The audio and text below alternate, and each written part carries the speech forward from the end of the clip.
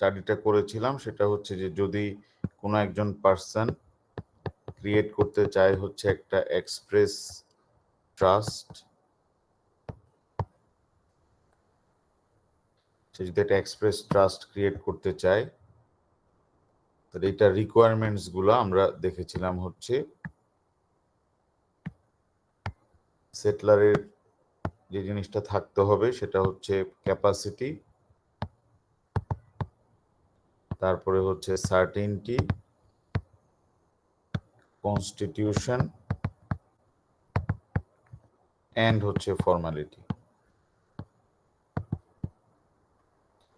এই আমাদের চারটা হচ্ছে এলিমেন্টস যেগুলো স্যাটিসফাই করতে হবে যদি উনি একটা ভ্যালিড ট্রাস্ট উনি ক্রিয়েট করতে চায়, ভ্যালিড এক্সপ্রেস ট্রাস্ট যদি ক্রিয়েট করতে চায়, এটা রিকোয়ারমেন্টস হচ্ছে 4 রিকোয়ারমেন্টস। তার মানে সেটলারের ক্যাপাসিটি থাকতে হবে, মেন্টাল ক্যাপাসিটি, প্লাস আমরা দেখেছিলাম হচ্ছে এইজ, তারপর সার্টেনিটির মধ্যে আমরা দেখলাম যে প্রথমে 3 সার্টেনিটিস, নাইট ভার্সেস নাইট কেসে যেটা বলছে certainty of intention, subject matter and object, এটার সাথে যোগ হয়েছে হচ্ছে অ্যাডমিনিস্ট্রেটিভ ওয়ার্কেবিলিটি। আর কনস্টিটিউশন মিনস হচ্ছে ট্রান্সফারিং লিগ্যাল টাইটেল, কারণ যদি আমাদের সেটলার লিগ্যাল টাইটেলটা ট্রান্সফার না করে টু দ্য ট্রাস্টি তাহলে তো বেনিফিশিয়ারি ইকুইটেবল টাইটেলটা পাবে না। এই জন্য এটাকে বলা হয় কনস্টিটিউশন, যে transferring legal title to trustee. কারণ যদি ট্রাস্টির কাছে লিগ্যাল টাইটেলটা ট্রান্সফার করা না হয় তাহলে ট্রাস্টটা তো ভয়েড হয়ে যাবে। কারণ আমরা জানি যে ইকুইটেবল টাইটেলটা তখনই ক্লেম করতে পারবে যদি আমাদের ট্রাস্টি দেখাতে পারে, বেনিফিশিয়ারি দেখাতে পারে যে লিগ্যাল টাইটেলটা গিয়েছিল হচ্ছে টু দ্য ট্রাস্টি। তাহলে সেটলার যদি লিগ্যাল টাইটেলটা নিজের কাছে রেখে দেয়, ট্রাস্টির কাছে না দেয়, তাহলে তো বেনিফিশিয়ারি ইকুইটেবল টাইটেলটা ক্লেম করতে পারবে না। আর ফর্মালিটি জিনিসটা যেটা সেটা আমরা দেখেছিলাম হচ্ছে যে রিটেন রাইটিং রিকোয়ারমেন্ট, যেটা এটা তো সব ধরনের ট্রাস্টের জন্য অ্যাপ্লাই করে না রাইটিং রিকোয়ারমেন্টটা, এটা শুধু 2 ধরনের ট্রাস্টের ক্ষেত্রে অ্যাপ্লাই করে। যদি ট্রাস্ট প্রপার্টি যদি ল্যান্ড হয় অথবা ট্রাস্ট প্রপার্টি যদি এক্সিস্টিং ইকুইটেবল ইন্টারেস্ট হয়, এক্সিস্টিং ইকুইটেবল ইন্টারেস্ট হয়, তখনই ওটার জন্য আমাদের এই রিটার্ন রিকোয়ারমেন্টটা লাগে, যেটা আমরা পড়বো, যেটা আমাদের ফর্মালিটি চ্যাপ্টারে সেকশন 53 সাবসেকশন 1B, এটার অ্যাপ্লিকেশনটা কি, এবং সেকশন 53 সাবসেকশন 1C এটার অ্যাপ্লিকেশনটা কি। ঠিক আছে, তো আমরা লাস্ট ক্লাসে এই এলিমেন্টটা আমরা পড়েছিলাম, এটার জন্য ধরো মনে হয় রেকর্ডিংও দেওয়া হয়েছে ক্যাপাসিটির ইস্যুটার জন্য, প্লাস আমরা সার্টেনটি ইস্যুটার মধ্যেও সার্টেনটি অফ ইন্টেনশনটা আমরা কভার করেছিলাম। আজকে আমরা সাবজেক্ট ম্যাটারটা দেখে ফেলবো, এটার উপরে আমরা কোয়েশ্চেন সলভিং কিভাবে করা যায় এটা আমরা দেখে ফেলবো ইন্টেনশন এবং সাবজেক্ট ম্যাটারের উপরে। আর নেক্সট ক্লাসে আমরা এই দুইটা কমপ্লিট করে ফেলতে পারলে আমাদের একটা চ্যাপ্টার কমপ্লিট সার্টেনটি। তো আমরা সার্টেনটির মধ্যে আমরা প্রথমে এলিমেন্টস গুলো দেখেছিলাম যে এক্সাম কোয়েশ্চেন কিসের উপরে আসে, তারপর আমরা দেখলাম ডেফিনেশন, তারপর এক্সপ্রেস ট্রাস্ট ক্রিয়েট করার জন্য যে 4টা এলিমেন্টস, তারপর আমরা ক্যাপাসিটিটা পড়লাম, ক্যাপাসিটি, এই যে রিকোয়ারমেন্ট কি, মেন্টাল রিকোয়ারমেন্টটা কি, এটার জন্য কি কেস, তারপর আমরা দেখলাম যে 3 সার্টেনটি,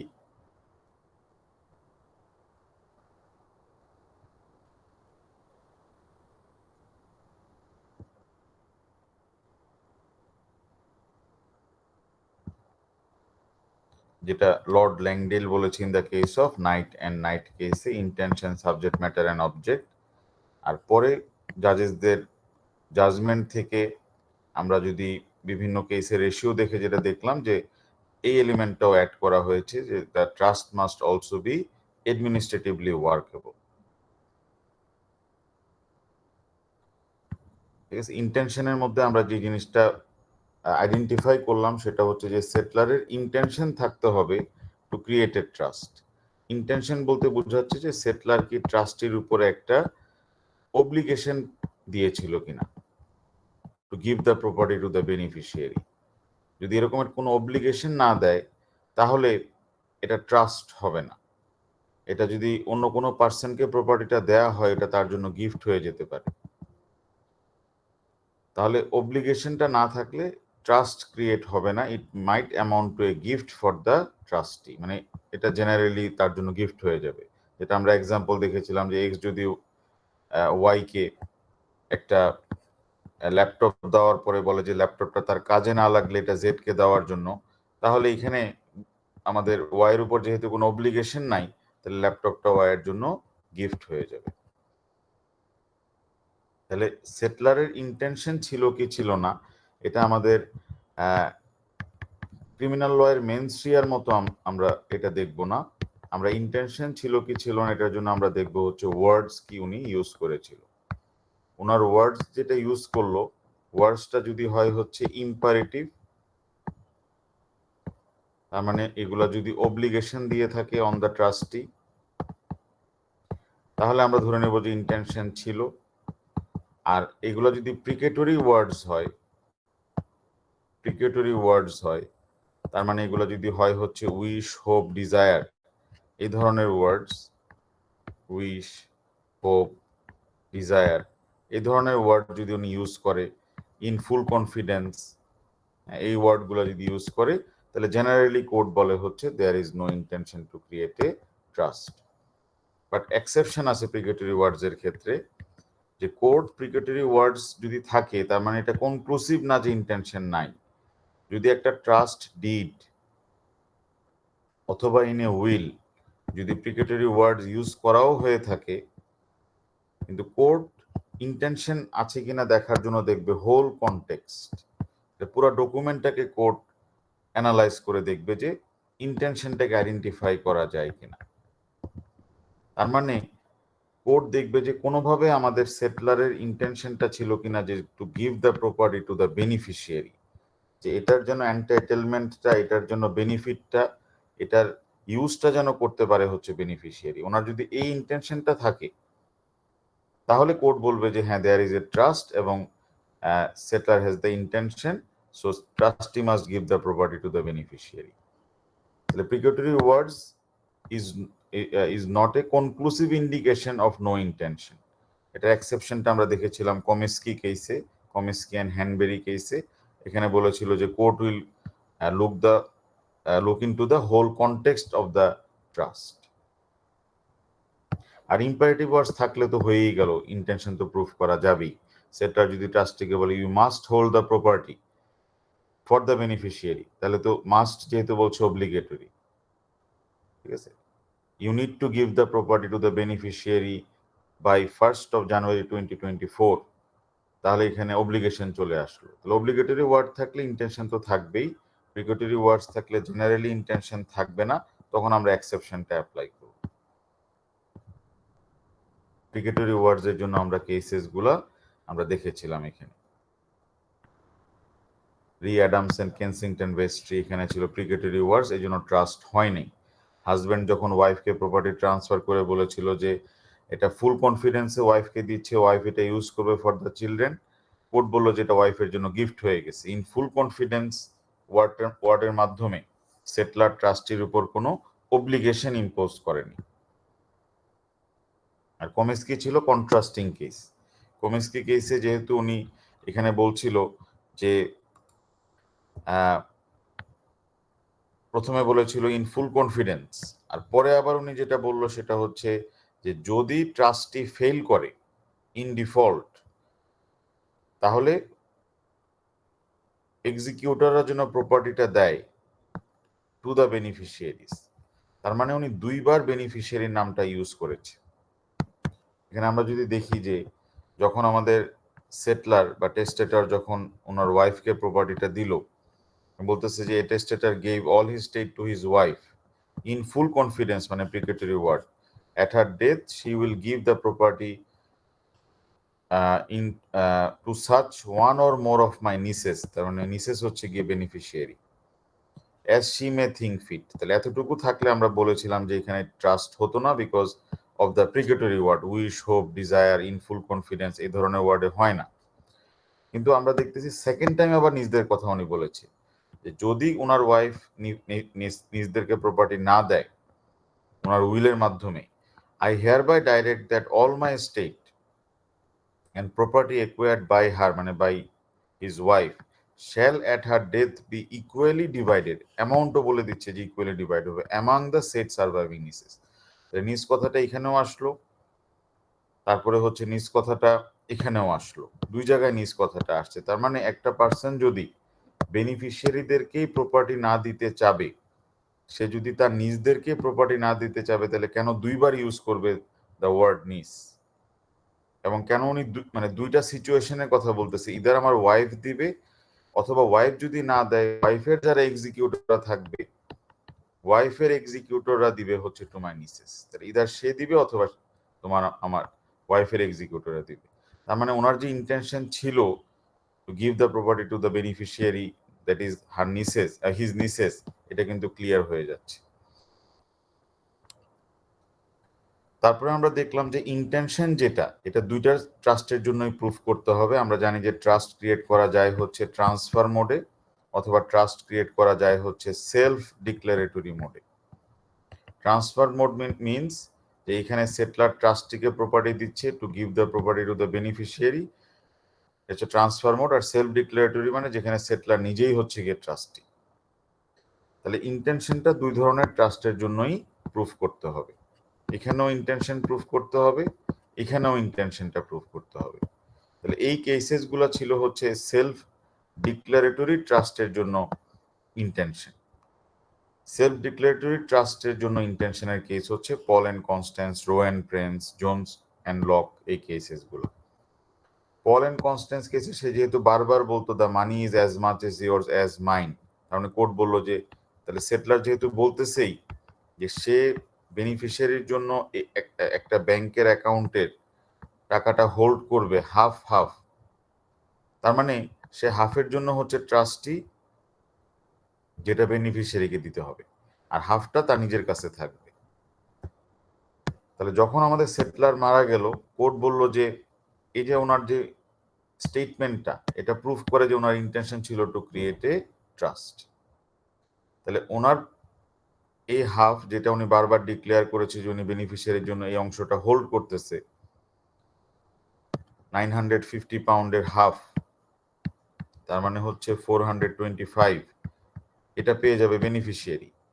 আর বাকি যে হাফ, এটা উনি মারা যাওয়ার পর পেয়ে যাবে হচ্ছে ওনার যে সাকসেসর ইন টাইটেল, মানে ওনার যে ওয়াইফ, উনি এই প্রপার্টিটা পেয়ে যাবে। তাহলে সেলফ ডিক্লারেটরি ট্রাস্টেও ইন্টেনশন দেখাতে হবে, আবার ট্রান্সফার মোড হলেও ইন্টেনশন দেখাতে হবে। রো অ্যান্ড প্রেন্স কেসে এখানেও ছিল হচ্ছে সেলফ ডিক্লারেটরি ট্রাস্ট এবং intention was present, so the trust was valid.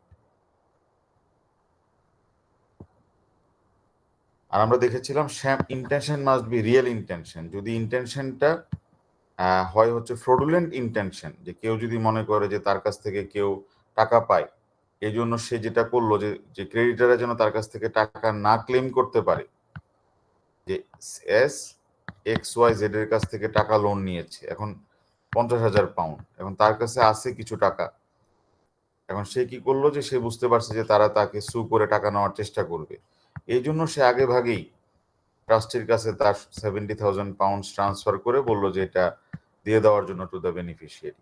তাহলে এখানে তার রিয়েল ইন্টেনশন ছিল না to give benefit two the beneficiary, এটা তার রিয়েল ইন্টেনশন ছিল না যে বেনিফিশিয়ারিদেরকে 70,000 পাউন্ড দিবে। তার ইন্টেনশন ছিল হচ্ছে যখন আমার কাছে এসে এক্স ওয়াই জেড ক্লেম করবে টাকা, আমি বলবো আমার কাছে তো কিছুই নাই, আর যে টাকা ছিল এটা তো ট্রাস্ট প্রপার্টি হয়ে গেছে। তখন এক্স ওয়াই জেড ক্লেম করবে যে তোমার যে ইন্টেনশন, এটা ছিল না to intention to create a trust, তোমার ইন্টেনশন ছিল টু অ্যাভয়েড ক্রেডিটার্স, তোমার ইন্টেনশন ছিল ইন্টেনশন টু অ্যাভয়েড ক্রেডিটার্স। তাহলে তোমার ইন্টেনশনটা ছিল একটা false intention, fake intention, sham intention.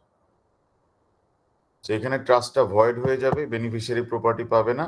So resulting trust হয়ে ব্যাক করে সেটলারের কাছে আসবে, আর সেটলারের টাকাটা তখন XYZ পেয়ে যাবে। ক্লিয়ার এই জিনিসটা?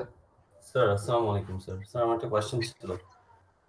হ্যাঁ স্যার আমরা এই যে রিসেন্টলি মনে হয় ফুটবল ওয়ার্ল্ড কাপের সময় দেখেছিলাম একটা, এটা রিয়েল নিউজ কিনা জানি না, একটা ফুটবলার আশরাফ হাকিমি ওর ওয়াইফের সাথে ডিভোর্স হয়েছিল, and then the news came out যে ও সবকিছু ওর প্রপার্টি ওর মার নামে লিখে দিছিল, যাতে এরকম কোনো একটা কেস হলে ওর ওয়াইফ হাফ টার্ম না দিতে পারে। So is it a similar thing to what we are reading right now? ও In that case মানে এটা কি? আচ্ছা, বুঝতে পেরেছি। যেটা ইউএসএ, ইউকে অথবা আদার ইউরোপের কান্ট্রিতে যেটা হয় সেটা হচ্ছে যে যখনই হাজব্যান্ড ওয়াইফের মধ্যে ডিভোর্স হয়ে যাবে, হাজব্যান্ড ওয়াইফের মধ্যে যদি ডিভোর্স হয়ে যায়, তাহলে তাদের যদি বিয়ে হয় ধরে নিচ্ছি 2018-এ, ডিভোর্স হলো 2023-তে, আর যাই অ্যাসেট থাকবে, যত অল রিয়েল প্রপার্টি, মানে হাউস থেকে শুরু করে সবকিছু, অল পার্সোনাল প্রপার্টি মিনস হচ্ছে গিয়ে যেগুলা হচ্ছে ক্যাশ, যে প্রপার্টিগুলো থাকবে, এই জিনিসগুলা, এগুলো ইকুয়াল ডিস্ট্রিবিউশন হবে। মানে হাজবেন্ড পেয়ে যাবে 50, ওয়াইফ পেয়ে যাবে 50। হাজবেন্ড কাজ করুক না কাজ করুক, ওয়াইফ কাজ করুক না কাজ করুক, কার আর্নিং এটা কোর্ট দেখবে না। Court irrespective of their earning, court যেটা বলবে সেটা হচ্ছে যে এই 50-50 ডিভাইড হবে। মানে যত কিছু আছে, ব্যাংকের টাকা থেকে শুরু করে জুয়েলারি থেকে শুরু করে অল পার্সোনাল রিয়েল প্রপার্টি 50-50 হয়ে যাবে, ইরেসপেক্টিভ অফ দেয়ার কন্ট্রিবিউশন। এটা হচ্ছে বেশিরভাগ আমেরিকান স্টেটে, ইউকেতে, বিভিন্ন ইউরোপের কান্ট্রিতে এই লটা অ্যাপ্লাই করে। তো কেউ যদি এরকম মানে ডিভোর্স দিয়ে থাকে, তখন এটা 50-50 এটা হয়ে যাবে। এখন যে ইস্যুটা আসতেছে সেটা হচ্ছে যে এই ধরনের সিচুয়েশনে যদি হাজব্যান্ড একটা বড় চাকরি করে থাকে, আর সে যদি হাউসটা পারচেজ করে থাকে, সে যদি জুয়েলারি পারচেজ করে থাকে ফর দ্য ওয়াইফ, সে যদি এভরিডে কস্ট বেয়ার করে থাকে, ইউটিলিটিস বিল পে করে থাকে, ওয়াইফ তেমন কিছুই করে না, ছোটখাটো চাকরি করে, আর সব ইনভেস্টমেন্ট হচ্ছে হাজব্যান্ডের, তারই ইনভেস্টমেন্ট হচ্ছে 3 মিলিয়ন পাউন্ড, আর তার ইনভেস্টমেন্ট হচ্ছে 30,000 পাউন্ডস, কিন্তু যখন ডিভাইড হবে তখন তো 50-50 হবে। এই ধরনের সিচুয়েশন অ্যাভয়েড করার জন্য ইউএসএতে, ইউকেতে যেটা করে সেটা হচ্ছে প্রিনাপচুয়াল এগ্রিমেন্ট করে, সো দ্যাট প্রপার্টিটা যেন না দেওয়া লাগে। বিয়ের আগেই তারা বলে নেয় যে যদি ডিভোর্স হয় তাহলে তোমার অংশ তুমি পাবা, আমার অংশ আমি পাবো। অথবা পোস্ট নাপচুয়াল এগ্রিমেন্টও সম্ভব, এটাও সে করতে পারে। অথবা যেটা করতে পারে সেটা হচ্ছে বিফোর ম্যারেজ সে যদি তার প্রপার্টি অন্য কাউকে দিয়ে দেয় গিফট হিসেবে, তার মাদারকে দিতে পারে গিফট হিসেবে, তার মাদারকে দিতে পারে, তার ভাই বোনদেরকে, যাকে ইচ্ছা তাকে সে গিফট হিসেবে দিতে পারে, সে বিক্রি করে দিতে পারে। তারপরে যদি সে ম্যারেজে এন্ট্রি করে, তাহলে তো সেই ক্ষেত্রে আর প্রপার্টি পাচ্ছে না ওয়াইফ, কারণ এটা তো আর আমার নাই। At the time of marriage আমার তো ওই প্রপার্টিগুলো ছিল না। ক্লিয়ার জিনিসটা? তো মানে যেটা হয় সেটা হচ্ছে যে যদি আগে থেকে না জানা থাকে এরকম একটা কনসিকুয়েন্স হবে, তাহলে অনেকে এরকম লস সাফার করে থাকে। অনেক সময় হাজব্যান্ডের লস হয়, আর অনেক সময় ওয়াইফ যদি বেশি ইনকাম করে থাকে তাহলে ওয়াইফের লস হয়, কারণ টাকাটা তো 50-50 হবে। ঠিক আছে? তো এটা হচ্ছে ইস্যু। তার মানে এখানে এটা আমাদের ডিফারেন্ট ইস্যু। তো এটা ট্রাস্টের এখানে ইস্যু, এটা এই ইন্টেনশনটা আমরা এখানে ডিসকাস করতেছি না। আমরা এখানে ডিসকাস করতেছি হচ্ছে ট্রাস্টের ইন্টেনশন। ওটা তো আমাদের ট্রাস্টের ইস্যুটা ছিল না, ওটা ছিল হচ্ছে ডিভোর্সের ক্ষেত্রে আপনি যদি ফিউচারের ক্ষেত্রে কোনো একটা সিচুয়েশন হয়, সেটাকে অ্যাভয়েড করার জন্য সে এরকম প্রিকশন নিতে পারে। এটা valid. Prenuptial agreement, post valid. ঠিক আছে?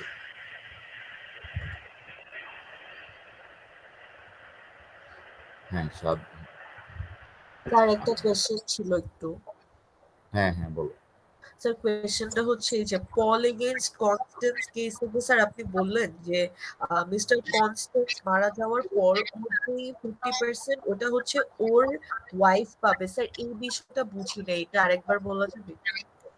ও হ্যাঁ হ্যাঁ, এটা তো সহজ ব্যাপার।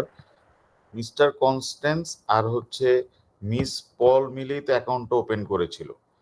তো এই অ্যাকাউন্টের যে টাকাটা, এটা তো মিস্টার কনস্ট্যান্স বারবার করে বলতো this is our money, that means এটা মিস্টার কনস্ট্যান্সেরও মানি, আবার মিস পলেরও মানি। তো এখন যেহেতু উনি বারবার করে বলতেছে, তার মানে উনি নিজেই সেটলার, নিজেই ট্রাস্টি, আর মিসেস পল হচ্ছে বেনিফিশিয়ারি। তাহলে এখানে বেনিফিশিয়ারি হিসেবে তো সে 425 পাউন্ড পেল। আর মিস্টার কনস্ট্যান্ট যদি মারা যায়, ইফ সামওয়ান ডাইজ, মানে এই যদি মারা যায়, তাহলে ইংল্যান্ডের নিয়ম হচ্ছে যে যে পার্সনটা মারা যাচ্ছে তার ওয়াইফ, মানে তার স্পাউস, হ্যাঁ, হাজব্যান্ড মারা গেলে হাজব্যান্ডের সব পাবে ওয়াইফ, ওয়াইফ মারা গেলে ওয়াইফের সব পাবে হাজব্যান্ড। এটা হচ্ছে ইংল্যান্ডের নিয়ম। তার মানে ওয়াইফ তার পুরো প্রপার্টি পেয়ে যাবে, all property of deceased husband, সব প্রপার্টি। এই জন্য সে ওই 425 পাউন্ড পাচ্ছে আর কি, কিন্তু হাজব্যান্ডেরটা স্যার চলে যাচ্ছে। এখানে মিস্টার কনস্ট্যান্স তো হচ্ছে ট্রাস্টি, তো উনি মারা যাওয়ার পর যদি ওনার স্পাউস সবকিছু পেয়েও যায়, সে কি এগুলো ইউজ করতে পারবে? কারণ সে তো ট্রাস্টি, বেনিফিশিয়ারি না। ও হ্যাঁ, কিন্তু উনি ট্রাস্টি কত, এই 950-এর কতটুকুর জন্য ট্রাস্টি? পুরোটার জন্য না হাফ? স্যার হাফের জন্য। হাফের জন্য, হ্যাঁ। যদি বলতে the money is as much as use as mine, তার মানে মাইন মানে কি, তাহলে তার হচ্ছে 425। তাহলে উনি যদি বেঁচেও থাকতো, উনি 425 খরচ করতে পারতো, উনি 950 খরচ করতে পারতো না। তাহলে আফটার হিজ ডেথ এই 425 খরচ করতে পারবে হচ্ছে ওনার ওয়াইফ মিসেস কনস্ট্যান্স। ও স্যার, তার মানে হচ্ছে ওর 50% এর ওই ওনার, আর বাকি যে 50% মিসেস পলের, ওইটার জন্য হচ্ছে ও সেটলারও ট্রাস্টিও, আর মিসেস পল হচ্ছে বেনিফিশিয়ারি বাকিটার জন্য। হ্যাঁ হ্যাঁ হ্যাঁ ও স্যার, বুঝতে পারছি। হ্যাঁ, তার মানে 950-এর 50% পাবে হচ্ছে গিয়ে মিস পল, আর বাকিটা পাবে হচ্ছে গিয়ে তোমার মিস্টার কনস্ট্যান্স। বেঁচে থাকলে উনি খরচ করতে পারতো, আর আর উনি মারা যাওয়ার পরে তাহলে ওনার ওয়াইফ এটা পেয়ে যাবে অ্যাজ হিজ সাকসেসর। তাহলে এই ইস্যুগুলো আমরা এখানে কভার করেছিলাম, এবং আমরা একটা সামারি দেখেছিলাম এখানের ভিতরে, যে আমাদের কয়টা পয়েন্টস দেখতে হবে। 2-3টা পয়েন্ট আমাদের দেখলেই হয়ে যাচ্ছে। আর ইন্টেনশন ফেল করলে কি হবে, এটা আমরা যেটা দেখলাম, যে ইন্টেনশন যদি ফেল করে, যদি ইন্টেনশন প্রুফ করা না যায়, তাহলে ট্রাস্টটা যদি ট্রান্সফার মোডের ট্রাস্ট হয়, আর যদি ইন্টেনশন প্রুফ করা না যায়, যে ট্রান্সফার মোডের ট্রাস্ট হচ্ছে মানে ট্রাস্টের কাছে লিগ্যাল টাইটেল দেওয়া হয়েছিল বেনিফিশিয়াল ইন্টারেস্টটা, ইকুইটেবল টাইটেলটা বেনিফিশিয়ারিকে দেওয়ার জন্য, বাট এখানে ইন্টেনশনটা আমরা প্রুফ করতে পারি নাই, কারণ ছিল প্রিকেটরি ওয়ার্ডস, অথবা ছিল হচ্ছে শ্যাম ইন্টেনশন বা ফ্রডুলেন্ট ইন্টেনশন। তাহলে যদি ইন্টেনশন প্রুফ করা না যায়, তাহলে এটা ট্রাস্টের জন্য গিফট হয়ে যাবে। মানে অ্যাজ যদি একটা ফার্নিচারের সেট অথবা ডিনার সেট যদি মানে টিকে পাঠায় বলে যে তুমি এটা ইউজ করো না, কাজে লাগলে বেনিফিশিয়ারিকে দিয়ে দিবা, তাহলে এখানে যেহেতু কোনো ইন্টেনশন নাই, অথবা ইট ইজ মাই হোপ যে তুমি এটা বেনিফিশিয়ারিকে দিবা, তাহলে এটা ট্রাস্টের জন্য এটা গিফট হয়ে যাবে। হাউএভার যদি এটা হয় হচ্ছে সেলফ ডিক্লারেটরি ট্রাস্ট, এটা যদি সেলফ ডিক্লারেটরি ট্রাস্ট হয়, সরি এখানে ইন্টেনশন নাই বলতে আমরা বোঝাচ্ছি কোনটা, যে প্রিকেটরি ওয়ার্ডস ছিল, মানে অব্লিগেটরি ওয়ার্ডস ছিল না আর কি। প্রিকেটরি উল্টাটা হচ্ছে অব্লিগেটরি। তো নো ইন্টেনশন যদি হয়, তাহলে এটা ট্রাস্টের জন্য গিফট হয়ে যাবে। আর যদি সেটলার নিজেই ট্রাস্টি হয়, কিন্তু এখানে আবার ইন্টেনশন নাই, এখানে যদি আবার ইন্টেনশনটা না থাকে, তাহলে কি হবে? কারণ রো ভার্সেস প্রেন্স অথবা পল অ্যান্ড কনস্ট্যান্স, ওই দুইটা কেসেই তো ইন্টেনশন ছিল, কিন্তু what if self declaratory trust কিন্তু ইন্টেনশন নাই? তো এটা যদি এরকম হয় যে এস বলতেছে হচ্ছে বি কে, যে আমার দুইটা মোবাইল ফোন আছে, দুইটা মোবাইল ফোনের মধ্যে আমি, আমার দুইটাই কাজে নাও লাগতে পারে, যদি না লাগে তোমাকে আমি একটা দিয়ে দিব। তোমাকে আমি একটা 20 তারিখে দিয়ে দিব, 20শে নভেম্বর। তাহলে ওনার কিন্তু ইন্টেনশন নাই, উনি বলতেছে ওনার কাজে না লাগলে দিয়ে দিবে। তাহলে যদি সেলফ ডিক্লারেটরি ট্রাস্ট হয় কিন্তু ইন্টেনশন প্রুফ করা যাচ্ছে না, তাহলে প্রপার্টি সেটলারের কাছেই থেকে যাবে, will stay with the settler, এটা তার কোথাও যাচ্ছে না। তাহলে যদি ট্রান্সফার মোডের ট্রাস্ট হয় তাহলে এটা ট্রাস্টের জন্য গিফট হয়ে যাবে, আর যদি সেলফ ডিক্লারেটরি ট্রাস্ট হয় তাহলে প্রপার্টি তোমার সেটলারের কাছেই থেকে যাবে। তাহলে এটার জন্য আমরা কেস দেখেছিলাম হচ্ছে অ্যাডামস অ্যান্ড কেনসিংটন ভেস্ট্রি,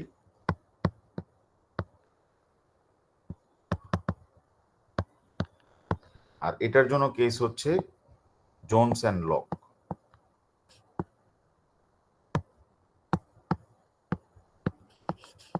এই হচ্ছে দুইটা case, Adams and Kensington Vestry আর হচ্ছে জোনস অ্যান্ড লক। আর শ্যাম ইন্টেনশন যদি হয় তাহলে তো এটা রেজাল্টিং ট্রাস্ট হবে। যদি শ্যাম ইন্টেনশন হয়, মানে শ্যাম ইন্টেনশন তো আমরা দেখলাম যে যদি ফ্রডুলেন্ট ইন্টেনশন হয়, যে আমার এক্সিস্টিং ক্রেডিটার আছে, এক্সিস্টিং আমার কাছ থেকে কেউ টাকা পায়, এক্সিস্টিং ক্রেডিটার, আমি তাকে ডিপ্রাইভ করার জন্য আমি ট্রাস্টিকে দিয়ে দিলাম হচ্ছে property to give two the beneficiary. যে এক্সিস্টিং আমার ক্রেডিটার আছে 10,000 পাউন্ডের, কিন্তু আমি যেন তারা টাকা না ক্লেম করতে পারে ডিসেম্বরের 1 তারিখে, সেই জন্য আমি কি করলাম, ট্রাস্টিকে প্রপার্টি দিলাম যে তুমি বেনিফিশিয়ারিকে দিয়ে দাও। তাহলে কোর্ট বলবে যে এখানে হবে হচ্ছে রেজাল্টিং ট্রাস্ট, এখানে রেজাল্টিং ট্রাস্ট হবে, মানে প্রপার্টি ব্যাক করে আবার এই ট্রাস্টির কাছ থেকে সেটলারের কাছে চলে আসবে। আর সেটলারের কাছে চলে আসা মানেই হচ্ছে ওই ক্রেডিটাররা এসে তখন সেটলারের কাছ থেকে টাকাটা ক্লেম করতে পারবে। ঠিক আছে, তার মানে তার ইন্টেনশন থাকবে হচ্ছে যে আমার যে এক্সিস্টিং ক্রেডিটার এটাকে আমি অ্যাভয়েড করব। ঠিক আছে, তো যেটা আজমাইন কোয়েশ্চেন করেছিল এখানে, যে এখানে যেটা হবে না, যে প্লেয়ারটা তার মানে বিয়ের আগেই তার মাকে সব প্রপার্টি ট্রান্সফার করে দিয়েছে, এখানে কিন্তু তার ওয়াইফ কিন্তু তার এক্সিস্টিং ক্রেডিটার হয়নি, মানে এখনো তো বিয়ে হয়নি।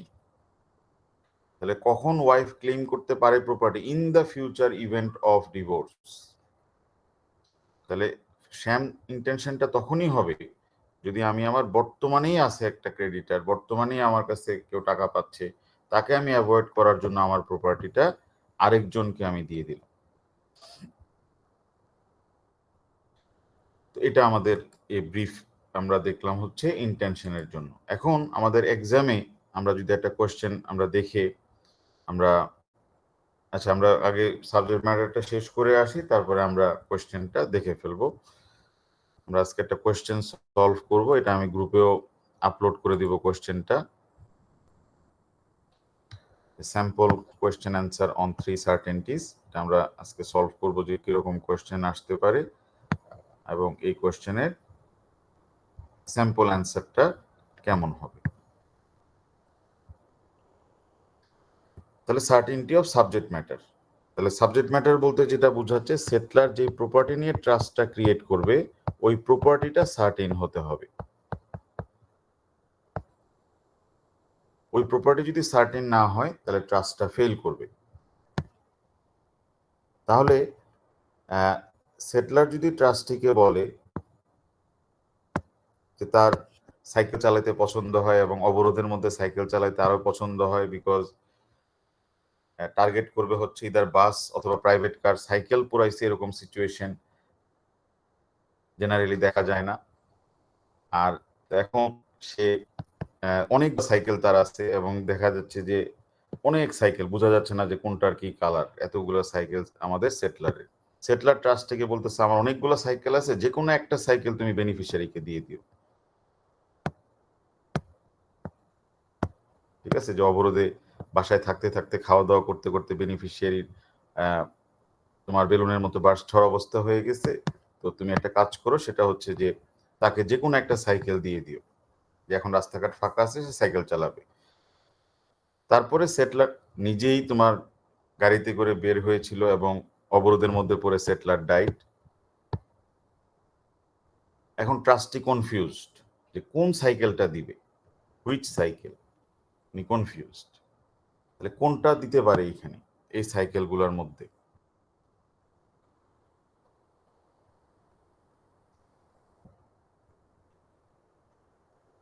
কোন সাইকেলটা দিতে পারে? নূর, মালিহা, ফারিয়া, ইমতাজ, স্যার এখানে তো তাইলে সাবজেক্ট আরিফুজ্জামান ম্যাটার ভাই। সার্টেন না। সাবজেক্ট ম্যাটারটা তো সার্টেন না। হ্যাঁ, তাহলে তো আমরা বলতে পারি যে অল প্রপার্টি গুলা থেকে, এতগুলা সাইকেল থেকে কোন সাইকেলটা দিবে এটা তো উনি আলাদা করে নেই। তার মানে ট্রাস্ট প্রপার্টি তো এখানে আলাদা করা হয়নি। Trust property was not separated, তার মানে ট্রাস্টটা এখানে ফেল করে যাচ্ছে। ঠিক আছে, তাহলে সাবজেক্ট ম্যাটার যদি আনসার্টেন হয় এই সিচুয়েশনে, যে আমরা বেরই করতে পারতেছি না, তাহলে ট্রাস্ট তো ফেল করবে এখানে। আচ্ছা, এখন সেকেন্ড সিচুয়েশন যেটা হতে পারে যে আমাদের সেটলার উনি ওয়াইজ পারসন, উনি ভাবছে যে এখানে আমি ট্রাস্টিকে যদি এতগুলা সাইকেল থেকে বলি চুজ করতে তাহলে তো সমস্যা হবে। তাহলে আমরা একটা দেখলাম যে যদি উনি অল প্রপার্টি থেকে ট্রাস্ট প্রপার্টি সেপারেট না করে, সেপারেটেড ফ্রম আদার প্রপার্টি, তাহলে ট্রাস্টটা আনসার্টেন হয়ে যাবে। Uncertainty as to subject matter এবং the trust will fail, কারণ অল প্রপার্টি থেকে তো ট্রাস্ট প্রপার্টি সেগ্রিগেট করা হয়নি, সেপারেট করা হয়নি। আচ্ছা, এখন উনি ওয়াইজ পারসন, উনি অল প্রপার্টি থেকে ট্রাস্ট প্রপার্টি উনি আলাদা করেছে, একটা রেড আর একটা গ্রিন উনি আলাদা করেছে। তাহলে ট্রাস্ট প্রপার্টি এখন নিয়ে কোনো সমস্যা নেই, there is no uncertainty about trust property. তাহলে এখানে ওনার 500 সাইকেল থাকতে পারে, কিন্তু এর মধ্যে থেকে জাস্ট উনি দুইটা সাইকেল আলাদা করেছে, রেড এবং গ্রিন। আর আলাদা করার পরে এখন উনি বলতেছে সেটলারকে যে তুমি একটা সাইকেল দিবা হচ্ছে টু সি, আরেকটা সাইকেল দিবা হচ্ছে টু বি। আমি তোমাকে জানাবো যে কাকে কোন সাইকেলটা দিতে হবে। তারপরের দিনই অবরোধে উনি তোমার অ্যাক্সিডেন্ট করে মারা গেল। উনি এখনো বলে দিতে পারে নাই যে সি এর জন্য কোন সাইকেল আর বি এর জন্য কোন সাইকেল। তাহলে এখানে আমাদের প্রথমটা নিয়ে কোনো সমস্যা নাই, ট্রাস্ট প্রপার্টি আমরা বুঝতে পারতেছি একদিক থেকে যে সেপারেটেড ফ্রম আদার প্রপার্টিস। কিন্তু এখানে আমাদের যে সমস্যাটা অ্যারেজ করলো সেটা হচ্ছে যে আমরা বলতে পারি যে এভিডেন্সিয়াল আনসার্টেনটি, অথবা আমরা এখানে বলতে পারি যে সমস্যাটা সেটা হচ্ছে ইকুইটেবল ইন্টারেস্ট নিয়ে আনসার্টেনটি অ্যারাইজ করেছে। যে ইকুইটেবল ইন্টারেস্ট নিয়ে আনসার্টেনটি, যে কে কোনটা পাবে এটা নিয়ে আনসার্টেনটি অ্যারাইজ করেছে, যে কে কোনটা পাবে। এখন দুজনই তো চাইতে পারে লালটা, দুজনই তো চাইতে পারে সবুজটা।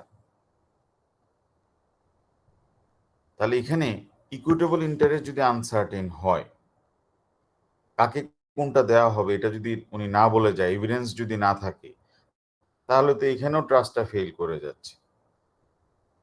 তাহলে সাবজেক্ট ম্যাটার দুইভাবে আনসার্টেন হতে পারে। একটা হচ্ছে যে যদি অল প্রপার্টি থেকে ট্রাস্ট প্রপার্টি সেপারেট করা না হয়, এটা একটা। আর যদি একজনের বেশি বেনিফিশিয়ারি থাকে, 2 জন 3 জন 4 জন, তাহলে কে কোনটা পাবে, মানে কার বেনিফিশিয়াল ইন্টারেস্ট কি হবে, মানে কে কোনটা পাবে ওনাকে বলে দিতে হবে যে সি কে দিতে হবে গ্রিনটা, বি কে দিতে হবে রেডটা, এটা বলতে হবে। Otherwise it will be difficult ট্রাস্টের জন্য যে কাকে কোনটা দিবে। এটা ট্রাস্টটা ফেল করতেছে প্রথম সিচুয়েশনের জন্য না, দ্বিতীয়টার জন্য, যে ইকুইটেবল ইন্টারেস্ট আনসার্টেন এটার জন্য। তাহলে আমরা প্রথম লটা দেখে ফেলি যে ট্রাস্ট প্রপার্টি সেপারেট করতে হবে। এই নোটটা আমি দিয়ে দিব গ্রুপে, প্রত্যেকটা জিনিস আমি এক্সপ্লেন করে দিব, আর আমরা তো সলভিং করবই। আর সাবজেক্ট ম্যাটারের উপর যে এসেটা আছে এটাও আমি আজকে গ্রুপে দিয়ে দিব, সো দ্যাট তোমরা ফার্স্ট এসে ফর ট্রাস্ট এটা তোমরা কাজ শুরু করে দিতে পারো এই এসেটার উপরে। আস্তে আস্তে এসেগুলা রেডি করে ফেলতে হবে। আমরা যদি প্রতি মাসে 2টা করে এসে রেডি করে ফেলতে পারি তাহলে আমাদের অনেক সুবিধা হবে পরীক্ষার আগে। এই এসেটাও আমরা গ্রুপে দিয়ে দিব, যেটা সাবজেক্ট ম্যাটারের উপরে আসে।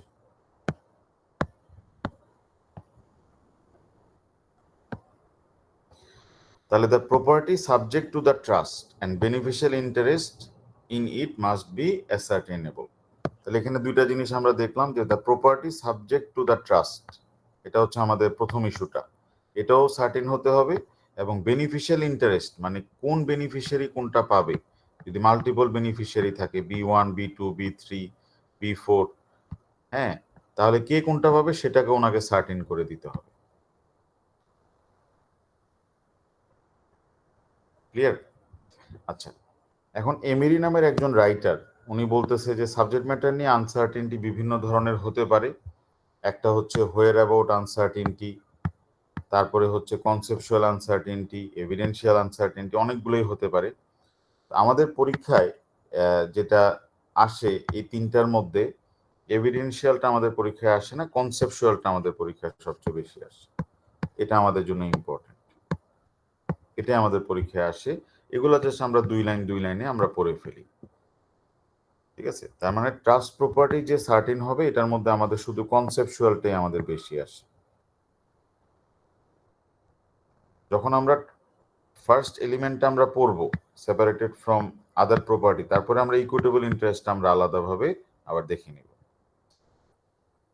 হোয়ার অ্যাবাউট আনসার্টেনটি বলতে যেটা বোঝাচ্ছে, যে আমাদের সেটলার ট্রাস্টিকে একটা প্রপার্টি হোল্ড করার কথা বলতেছে ফর দ্য বেনিফিশিয়ারি, যে তোমাকে এই জিনিসটা বেনিফিশিয়ারিকে দিতে হবে, কিন্তু এই প্রপার্টিটা যেখানে বলেছিল আছে সেটলার, আমাদের ট্রাস্টি এটা খুঁজে পাচ্ছে না। তাহলে এটা হচ্ছে হোয়ার অ্যাবাউট নিয়ে সমস্যা, যে প্রপার্টিটা কোথায় আছে। এখন যদি এটা খুঁজে না পাওয়া যায়, তাহলে ট্রাস্টটা তো এখানের মধ্যে ফেল করবে না। ট্রাস্টের দায়িত্ব হবে এটা খোঁজার চেষ্টা করা, যে সময় উনি খুঁজে পাবে এই সময় এটা বেনিফিশিয়ারিকে দিতে হবে। যেমন সেটলার ট্রাস্টিকে বলল, যে মারা যাওয়ার আগে বলতেছে ট্রাস্টিকে, যে আমি এই তোমার পৃথিবীর বিখ্যাত এক প্রেসিডেন্টের সাথে একটা ছবি তুলেছিলাম, আমি মারা যাওয়ার পর তুমি যেটা করবা সেটা হচ্ছে যে আমার বাসা থেকে একটা রুমের লকারে এটা রাখা আছে, এখন এটা তুমি খুঁজে নিয়ে বেনিফিশিয়ারিকে দিয়ে দিবা, ঠিক আছে? এটা সে বলছে। কারণ সেটলার মারা যাওয়ার পর ট্রাস্টি ভাবছে যে তার তো হয়তো একটা অ্যাপার্টমেন্টে ঢুকবো, লকার খুলবো আর বের করে ফেলবো। এখন গিয়ে দেখে যে সেটলারের বিরাট এক ম্যানশন, অনেক বড় বাসা, এখানের মধ্যে 40টা রুম, এবং এখানে উনি দেখলো যে কিছু লকার মানে ভিজিবল ভাবে দেখা যাচ্ছে, আবার আবার কিছু লকার আছে হচ্ছে ওয়াল ফিক্সড লকার্স, মানে এখানে অনেক তোমার অনেকগুলা লকার, কিন্তু কোথাও উনি খুঁজে পাচ্ছে না এখানে যে ছবিটা উনি কোথায় রেখে গেছে। তাহলে এখানে ট্রাস্টটা ফেল করতেছে না যে সাবজেক্ট ম্যাটার আনসার্টেন, বাট এখানে ফেল করতেছে হচ্ছে যেটা খুঁজে পাওয়া যাচ্ছে না, হোয়ার অ্যাবাউট আনসার্টেনটি। কারণ এত বড় বাসার মধ্যে থেকে একটা ছবি কোন লকারে রাখা আছে এটা উনি খুঁজে পাচ্ছে না, মানে এটা তো ফেল করবে না, ওনাকে খোঁজার চেষ্টা করতে হবে। যে সময় উনি খুঁজে পাবে এই সময় ওইটা দিয়ে দিতে হবে হচ্ছে টু দ্য বেনিফিশিয়ারি। এটা হচ্ছে হোয়ার অ্যাবাউট আনসার্টেনটি, এটার জন্য trust will fail, the gift is valid, but যখনই পাবে তখনই দিতে হবে। তার আগ পর্যন্ত তো বেনিফিশিয়ারি ট্রাস্ট থেকে বললে লাভ নাই, বলবে যে ভাই আপনিও খুঁজেন আমিও খুঁজি, জিনিসটা তো আপনারই। মানে আমি ছবি দিয়ে বুঝাইলাম, এটা জুয়েলারি হতে পারে, এটা অনেক এক্সপেন্সিভ কোনো জিনিস হতে পারে, এটার জমির তোমার দলিল হতে পারে, অনেক কিছুই হতে পারে।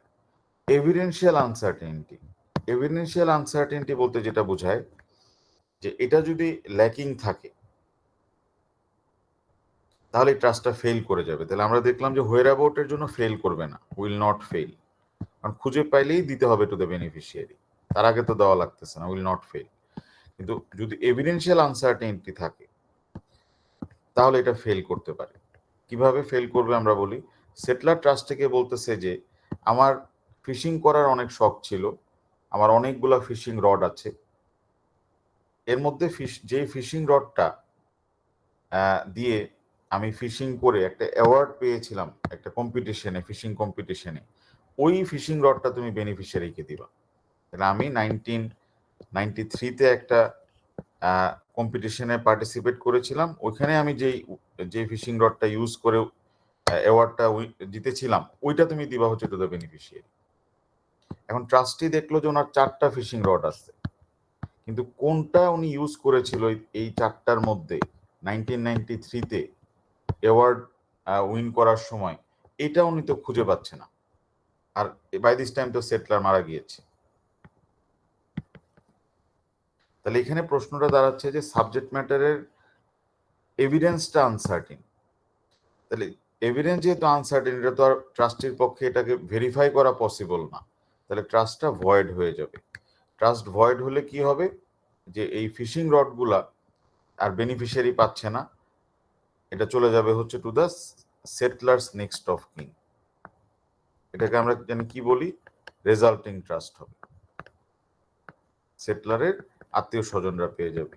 এটা হতে পারে ওনার ওয়াইফ, এটা হতে পারে ওনার চিলড্রেন থাকলে ইকুয়ালি পাবে, এরকম। যদি বাবা মা থাকে, চিলড্রেন না থাকে, বাবা মা থাকে, তাহলে তারা ইকুয়ালি পাবে, মানে তার সাকসেসার্স ইন টাইটেল যারা আছে তারা পাবে। তাহলে আমরা দেখলাম ট্রাস্ট প্রপার্টি আনসার্টেন হতে পারে, হোয়ার অ্যাবাউট খুঁজে পাওয়া যাচ্ছে না। হ্যাঁ, কনসেপচুয়ালটা তো এখনো পড়িই নেই। হ্যাঁ, এভিডেন্সিয়ালটা, এই দুইটা জিনিস আমরা পড়লাম। এখন আসতেছে কনসেপচুয়াল আনসার্টেনিটি। আচ্ছা, কনসেপচুয়াল আনসার্টেনিটিটা আমাদের জন্য খুবই ইম্পর্টেন্ট। তাহলে আমরা দুইটা পড়ে ফেলছি। হোয়ার অ্যাবাউট, যেটা হচ্ছে প্রপার্টিটা খুঁজে পাওয়া যাচ্ছে না, বাট প্রপার্টিটা আছে কিন্তু খুঁজে পাওয়া যাচ্ছে না, এটার জন্য ট্রাস্ট ফেল করবে না, ট্রাস্টকে খুঁজতে হবে। আর এভিডেন্সিয়ালের জন্য ট্রাস্ট ফেল করবে, কারণ এটা তো আর এভিডেন্সটা তো আর যে সাপোর্ট করার কথা ছিল, যে বের করে দেওয়ার কথা ছিল, ওই পার্সনই তো মারা গিয়েছে। এখন আসে হচ্ছে conceptual uncertainty. Conceptual uncertainty, conceptual uncertainty বলতে যেটা বোঝায় যে আমাদের সেটলার একটা সাবজেক্ট ম্যাটার মানে ট্রাস্ট প্রপার্টি বা সাবজেক্ট ম্যাটার, যেটা সাবজেক্ট ম্যাটার, এটা ডিফাইন করার জন্য যে ওয়ার্ডটা ইউজ করেছে, এই ওয়ার্ডটা হচ্ছে বোঝা যাচ্ছে না। তার মানে ট্রাস্ট প্রপার্টিটাকে ডিফাইন করার জন্য যে ওয়ার্ডটা ব্যবহার করা হয়েছে, word used to define trust property, এটা আনসার্টেন। যে উনি ট্রাস্ট প্রপার্টিটাকে ব্যাখ্যা করার জন্য, বের করার জন্য, ডিফাইন করার জন্য যে ওয়ার্ডটা ব্যবহার করছে, এটা আনসার্টেন। এটা আনসার্টেন। যেমন উনি বলল যে আমার 10টা চেয়ার আছে, এর মধ্যে যেটা সবচেয়ে সুন্দর চেয়ার, এটা তুমি বেনিফিশিয়ারিকে দিবা।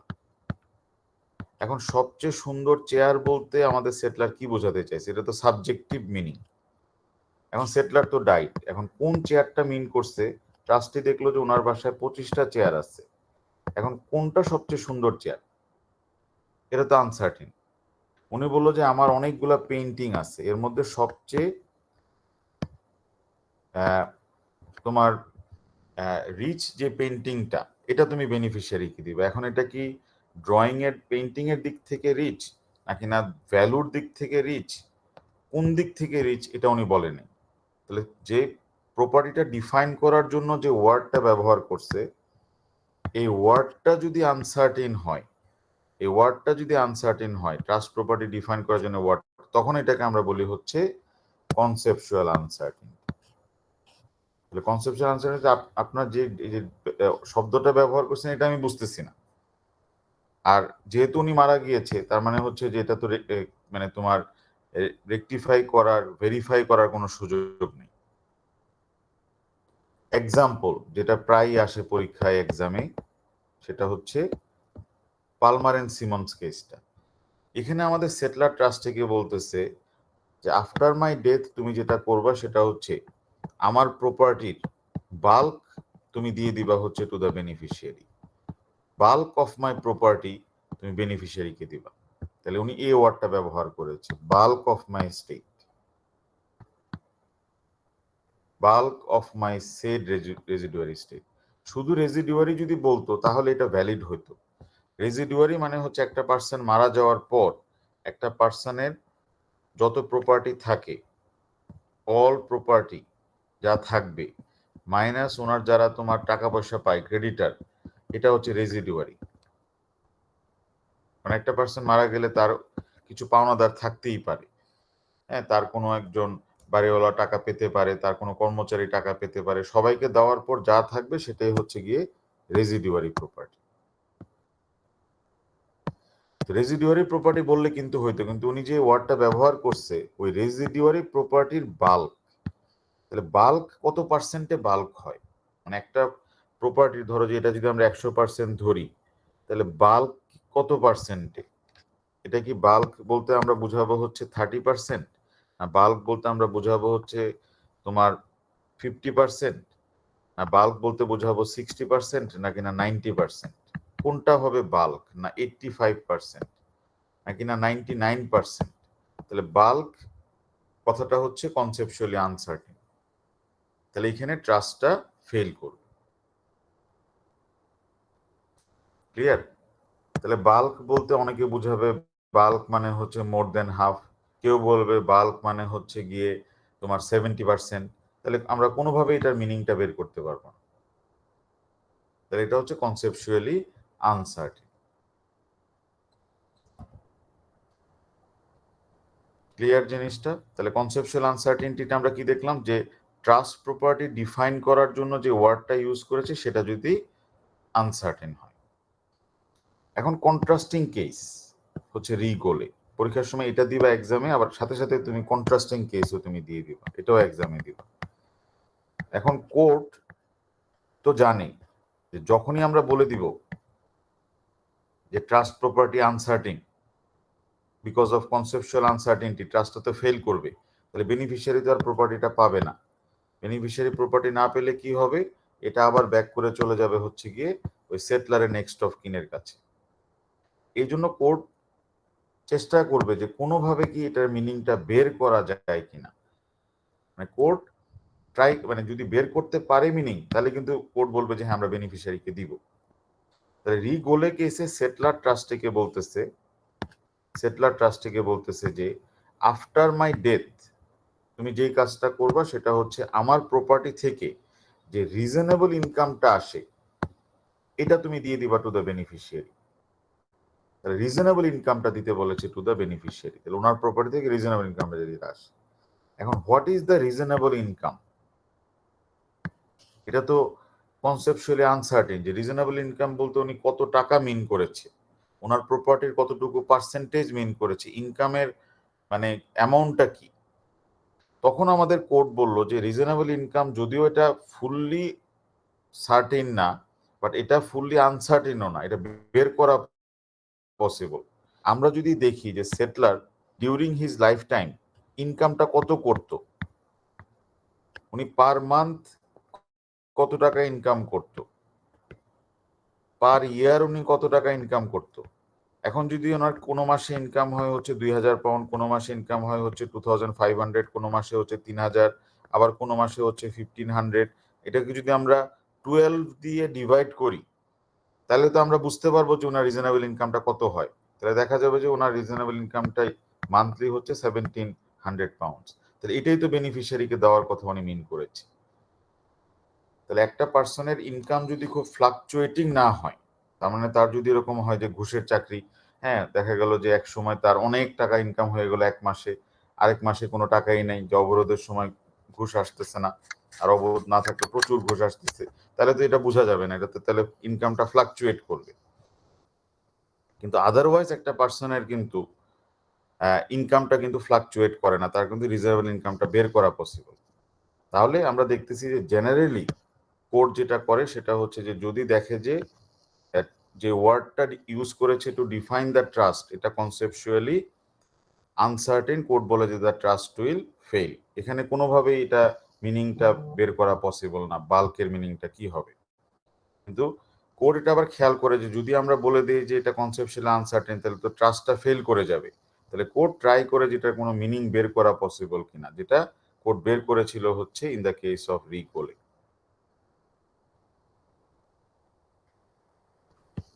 স্যার একটা কোয়েশ্চেন, স্যার লাস্ট কেস যেটা আমরা দেখলাম ওই যে ওইটাই কি স্যার এটা রিকোল একটা, ইয়েস স্যার, স্যার এটা কি ট্রান্সফার মোড ট্রাস্ট নাকি যে সেলফ ডিক্লেরেটরি? এটা ছিল ট্রান্সফার মোড। স্যার যদি এটা ট্রান্সফার মোড হয় তাহলে আমরা না স্যার ফার্স্টে পড়লাম যে ট্রান্সফার মোডে যদি কোনো একটা সার্টেনটি না থাকে তাহলে ওই ইয়েটা হচ্ছে ট্রাস্টির জন্য গিফট হয়ে যায়, কিন্তু স্যার আপনি যে আবার মাত্র বললেন যে it goes back to the settlor, sir কোনটা হবে তাহলে? ও আচ্ছা, এটা একটু পরেই আমরা দেখতেছি। এটা তোমার যে কোশ্চেনটা এটা একটু আর্লি হয়ে গেছে। হ্যাঁ, কোশ্চেনটা অবশ্যই আমরা এখানে আমরা দেখব। এটা তোমার খুবই মানে ভ্যালিড কোশ্চেন মাথায় আসছে, এটা আমরা দেখব এখানে। প্রত্যেকটা ইয়ের পরেই মানে প্রত্যেকটা ডিসকাশনের পরেই effect of uncertainty of subject matter প্রত্যেকটার পরেই আমাদের লেখা থাকবে। যেমন ধরো আমরা পড়েছি হচ্ছে যে effect of uncertainty of intention, intention prove না করলে কি হবে। হ্যাঁ, এই যে আমরা দেখলাম একটু আগে এফেক্ট প্রত্যেকটাই প্রুভ না করলে কি হবে, এটা তুমি নিজে একটা ডায়াগ্রাম করে ফেলতে পারবা। মানে অবশ্যই একটু সময় লাগবে, পুরো চ্যাপ্টারটা শেষ হলে তুমি একটা ডায়াগ্রাম করতে পারবা। সেটা হচ্ছে তোমার একদম শর্ট বলতে গেলে যে তোমার সার্টেনটিস, তারপরে হচ্ছে এইখানের মধ্যে তোমার চারটা থাকলো। হ্যাঁ, ইন্টেনশন, আমি সংক্ষেপে লিখতেছি, সাবজেক্ট ম্যাটার, তারপরে হচ্ছে বেনিফিশিয়ারি বা অবজেক্ট, এবং হচ্ছে অ্যাডমিনিস্ট্রেটিভ ওয়ার্কেবিলিটি। হ্যাঁ, এই প্রত্যেকটার জন্য হোয়াট আর দ্য লজ, প্রত্যেকটার জন্য ইন্টেনশন বলতে কি বোঝায়, এটার জন্য কি কেস, প্রিন্সিপাল গুলা কি। ঠিক আছে, প্রত্যেকটার জন্য তোমার আমরা তো প্রিন্সিপাল এখন পড়ছি, প্রত্যেকটার জন্য অবজেক্টের জন্য প্রিন্সিপাল পড়বো, অ্যাডমিনিস্ট্রেটিভ এর জন্য প্রিন্সিপাল পড়বো। তার মানে প্রত্যেকটার জন্য আমরা প্রিন্সিপাল পড়েছি। ইন্টেনশন বলতে কি বোঝায়, প্রিকেটরি ওয়ার্ডস থাকলে কি হয়, তারপরে হচ্ছে গিয়ে এক্সেপশন কি, এগুলো আমরা দেখতেছি। লটা পড়ার পর তারপর প্রত্যেকটার জন্য আবার তোমার খেয়াল রাখতে হবে যে if intention can't be proved তাহলে কি হবে, ক্যানট বি প্রুভড তাহলে কি হবে। এটা এটা তো তুমি এখন অলরেডি শিখে গেছো। ইন্টেনশন যদি না থাকে তাহলে কি হবে, তাহলে যদি সেলফ ডিক্লারেটরি হয় তাহলে এটা সেটলারের কাছেই থেকে যাবে, আর যদি ট্রান্সফার মোডে হয় তাহলে এটা ইন্টেনশন না থাকলে এটা গিফট হয়ে যাবে। কিন্তু সাবজেক্ট ম্যাটারের ক্ষেত্রে তোমার কনসিকোয়েন্সটা ডিফারেন্ট, সাবজেক্ট ম্যাটারের ক্ষেত্রে কনসিকোয়েন্স ডিফারেন্ট। আবার অবজেক্টের ক্ষেত্রে আমরা দেখব যে কনসিকোয়েন্স ডিফারেন্ট হতে পারে। ঠিক আছে, আবার অ্যাডমিনিস্ট্রেটিভ ওয়ার্কেবিলিটির ক্ষেত্রে আমরা দেখব হচ্ছে কনসিকোয়েন্সটা কি। তবে অবজেক্টের জন্য একটাই কনসিকোয়েন্স, অ্যাডমিনিস্ট্রেটিভ ওয়ার্কেবিলিটির জন্য একটাই কনসিকোয়েন্স। খালি এটার জন্য ভ্যারি করবে সেলফ ডিক্লারেটরি না ট্রান্সফার মোড, আর এটার উপরে কয়েকটা জিনিসের উপরে ভ্যারি করতে পারে। এটা আমরা এখন একটু পরেই আমরা দেখতেছি। বুঝতে পারছো? তার মানে consequence of failure of intention, এটার জন্য তোমার আমরা যেরকম দেখলাম যে সেলফ ডিক্লারেটরি হলে একটা কনসিকোয়েন্স, আর একটা হচ্ছে ট্রান্সফার হলে একটা কনসিকোয়েন্স, সেরকম ভাবে সাবজেক্ট ম্যাটারের জন্য কনসিকোয়েন্সটা ডিফার করবে। যেমন তুমি একটা এক্সাম্পল দেখি আমরা এখানে, স্প্রিঞ্জ এন্ড বার্নার্ড। তাহলে এখানে আমরা দেখলাম যে পালমার এন্ড সিমন্স কেসে হয়েছে হচ্ছে রেজাল্টিং ট্রাস্ট ব্যাক করে চলে গেছে, এটা ব্যাক করে চলে গেছে, যেহেতু সাবজেক্ট ম্যাটার আনসার্টেন, এটা ব্যাক করে চলে গিয়েছে টু দা সেটলার। আচ্ছা, এখন এখানে যদি এরকম হয় যে আমরা যদি এরকম ভাবে দেখি যে সেটলার ট্রাস্টিকে বলতেছে যে আমি তোমাকে দিচ্ছি হচ্ছে 300 পাউন্ড, এই 300 পাউন্ড থেকে তুমি খরচ করবা, যদি থাকে তাহলে এটা তুমি দিবা হচ্ছে টু দা বেনিফিশিয়ারি, যদি এনিথিং লেফট যদি হয়। এখন আমাদের ট্রাস্টি যখন এই টাকাটা হাতে পাইছে 300 পাউন্ড, সে পুরো টাকাটাই খরচ করে ফেলছে। এখন বেনিফিশিয়ারি ট্রাস্টিকে সু করতেছে ফর ব্রিচ অফ ট্রাস্ট। এখন এখানে আমাদের সাবজেক্ট ম্যাটারটা কি সার্টেন ছিল কিনা, তাহলে উনি যেটা বলতেছে যে সাবজেক্ট ম্যাটার তো 300 পাউন্ডস না, উনি বলছে যে ট্রাস্টিকে যে তুমি 300 পাউন্ড খরচ করো, যেটা থাকবে মানে what is left, trust property হবে ওইটা। এখন হোয়াট ইজ লেফট কতটুকু থাকবে সে তো চাইলে পুরোটাই খরচ করতে পারে, 300 খরচ করে ফেলতে পারে। তাহলে লেফট থাকতে পারে হচ্ছে নাথিং, তাহলে তো সাবজেক্ট ম্যাটার আনসার্টিন। তাহলে কোর্ট বলবে যে যেহেতু সাবজেক্ট ম্যাটার আনসার্টিন আর এটা খরচ করতে দিয়েছিল হচ্ছে ট্রাস্টিকে, তাহলে এখানে এটা ট্রাস্টের জন্য গিফট হয়ে যাবে। আর এখানে তো ট্রাস্টিকে খরচ করতে দেয়নি, এখানে যেটা বলছিল যে আমার প্রপার্টি থেকে তুমি বাল্ক অফ দ্য প্রপার্টি দিবা হচ্ছে টু দ্য বেনিফিশিয়ারি। এটা কিন্তু তাকে খরচ করতে দেয়নি, তাকে বলছে বাল্কটা তুমি বেনিফিশিয়ারিকে দিবা। তাহলে এখানে এই জন্য এটা হবে হচ্ছে কি রেজাল্টিং ট্রাস্ট। কিন্তু এখানে যেহেতু তাকে এটা খরচ করতে দিয়েছিল, এ টেস্টেড ট্রিক্স মানে হচ্ছে তোমার মহিলা টেস্টেটর মানে মহিলা উইল করেছিল, left 300 in securities to her husband for his sole use, তার মানে ট্রাস্টের সোল ইউজের জন্য, and at his death the remaining যদি কিছু থাকে part what is it he does not want for his own wants to use would be divided equally amongst 3 others। তাহলে বেনিফিশিয়ারিরা কোনটা পাওয়ার কথা, হোয়াট ইজ লেফট। কোর্ট বলছে what is left, এটা তো 300 পাউন্ডের মধ্যে কতটুকু নিতে বলে নেই। উনি যদি বলতো 300 পাউন্ডের মধ্যে 200 পাউন্ড কিন্তু তুমি খরচ করবা আর 100 পাউন্ড তুমি চিলড্রেনদেরকে দিবা, তাহলে এটা সার্টেন হয়ে যেত। কিন্তু উনি যেহেতু এটা ট্রাস্টির উপরে ছেড়ে দিয়েছে তুমি খরচ করো, কোর্ট বলছে এটা অ্যাবসলিউট গিফট হয়ে গেছে হচ্ছে ফর দা ট্রাস্টি। ঠিক আছে, তাহলে হোয়াট ইজ লেফট বা এটাকে বলা হবে হচ্ছে লেফট ওভার ট্রাস্ট। হ্যাঁ, লেফট ওভার ট্রাস্ট। তাহলে লেফট ওভার ট্রাস্টের ক্ষেত্রে সাবজেক্ট ম্যাটার হবে হচ্ছে আনসার্টেন, সাবজেক্ট ম্যাটার আনসার্টেন। হ্যাঁ বলো।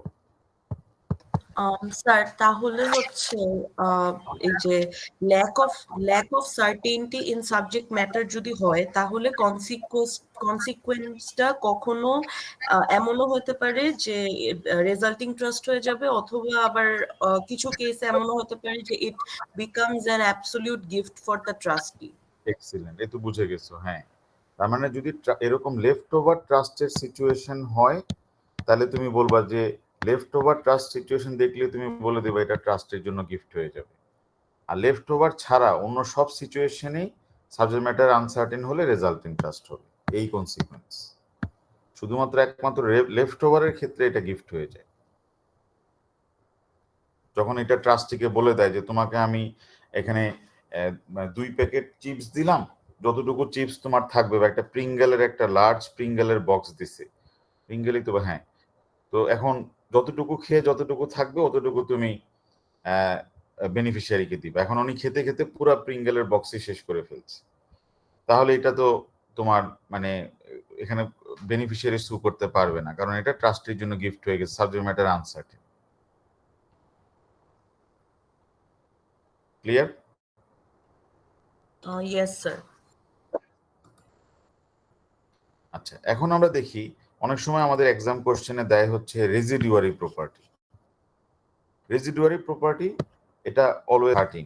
রেজিডুয়ারি প্রপার্টি নিয়ে তো কোনো সমস্যা নাই, কারণ রেজিডুয়ারি প্রপার্টি মানে হচ্ছে all property minus creditor is equal to residuary property, অবশিষ্ট যা থাকে একটা মানুষ মারা যাওয়ার পর।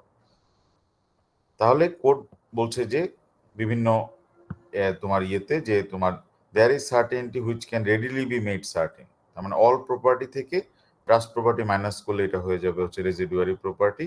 তার মানে ধরো যে একটা পার্সনের যদি অল প্রপার্টি থাকে, উনি তো খেয়াল রাখবা যে এটার সাথে এটার পার্থক্য কি, এটাতে একজনের ইউজের উপরে কমবে বাড়বে, কিন্তু এখানে কিন্তু কারো ইউজের উপরে কমবে বাড়বে না। এটা হচ্ছে অল প্রপার্টি থেকে আমরা জাস্ট ক্রেডিটারদের হ্যান্ড গুলা বের করবো যে কারা কারা ক্রেডিটার আছে, তারপরে যেটা থাকবে সেটাই হবে হচ্ছে ট্রাস্ট প্রপার্টি। এটা sardine, trust will not fail. তোমার যদি ট্রাস্টটা হয় হচ্ছে রেজিডুয়ারি প্রপার্টি। আচ্ছা, আরেকটা সিচুয়েশন দেখলে আমাদের সাবজেক্ট ম্যাটারের ফার্স্ট পার্ট শেষ। এটা হচ্ছে তোমার এরকম একটা সিচুয়েশন, এখানে কি ট্রাস্ট প্রপার্টি কি সার্টিন কিনা। সেটলার ট্রাস্টিকে বললো যে একটা হাউস, এটাতে 4টা টিনেন্ট থাকে, এই 4টা টিনেন্টের যে ভাড়া আসে, 4টা টিনেন্টের যে ভাড়াটা আসে, রেন্ট যেটা আসে, এটা তুমি দিবা হচ্ছে টু দা বেনিফিশিয়ারি 1, মানে টু মাই ওয়াইফ। আর আফটার মাই ডেথ তুমি দিবা হচ্ছে এই হাউসটা দিবা হচ্ছে টু মাই সান। হ্যাঁ, এটা দিয়ে দিবা হচ্ছে টু মাই সান, B2 এর কাছে। তাহলে এখানে ট্রাস্টটা কি ভ্যালিড হবে কিনা, is the subject matter sardine. Settler বলতেছে হচ্ছে ট্রাস্টিকে যে এখানে তোমাকে আমি যে বিল্ডিংটা দিচ্ছি এটার যে টিনেন্টের যে রেন্টটা আসে এটা দিবা হচ্ছে টু মাই ওয়াইফ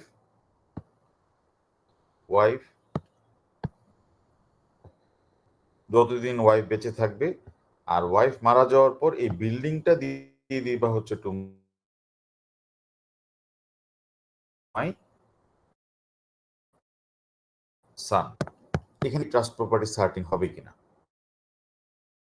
নরমাল কেসে property sardine, trust property sardine. এখানে B2 এর জন্য ট্রাস্ট প্রপার্টি হচ্ছে দ্য বিল্ডিং, B2 এর জন্য ট্রাস্ট প্রপার্টি হচ্ছে দ্য হাউস বা বিল্ডিংটা, আর B1 এর জন্য ট্রাস্ট প্রপার্টি হচ্ছে গিয়ে ভাড়াটা,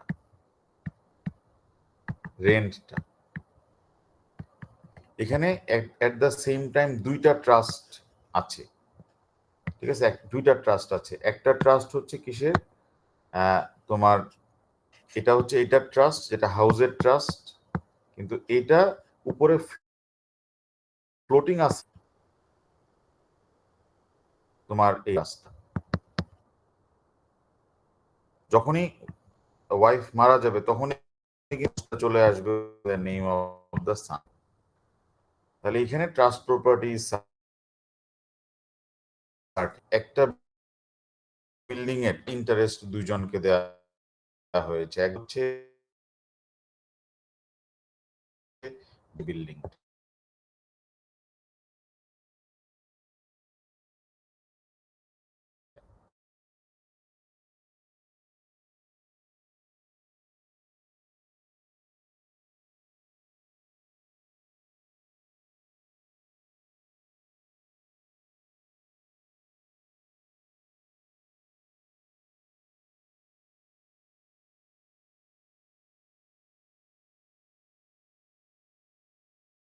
সার্টেন ভাবে বলে দিতে হবে।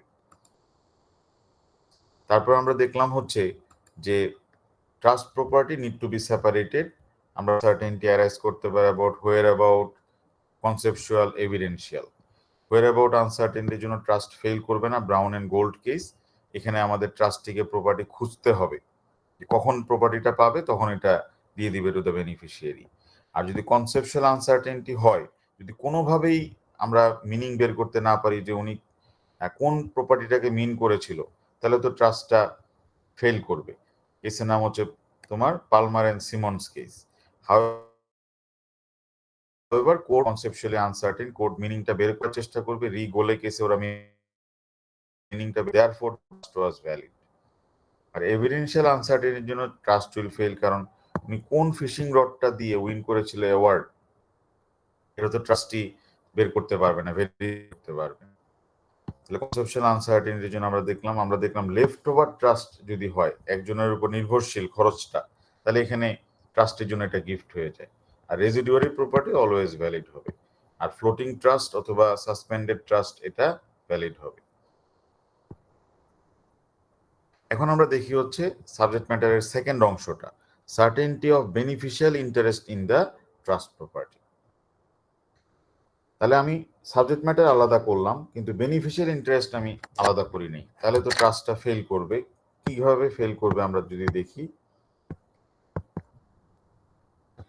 যে এখানে আমাদের সেটলার ট্রাস্টিকে ট্রান্সফার করলো দুইটা হাউস উনি ট্রান্সফার করলো, হাউস 1 এবং হাউস 2। এবং উনি যেটা বললো যে এই দুইটা হাউসের মধ্যে তোমার একটা হাউস প্রথমে চুজ করবে হচ্ছে মারিয়া দুটার মধ্যে যে কোনো একটা চুজ করবে। তারপর যে হাউসটা থাকবে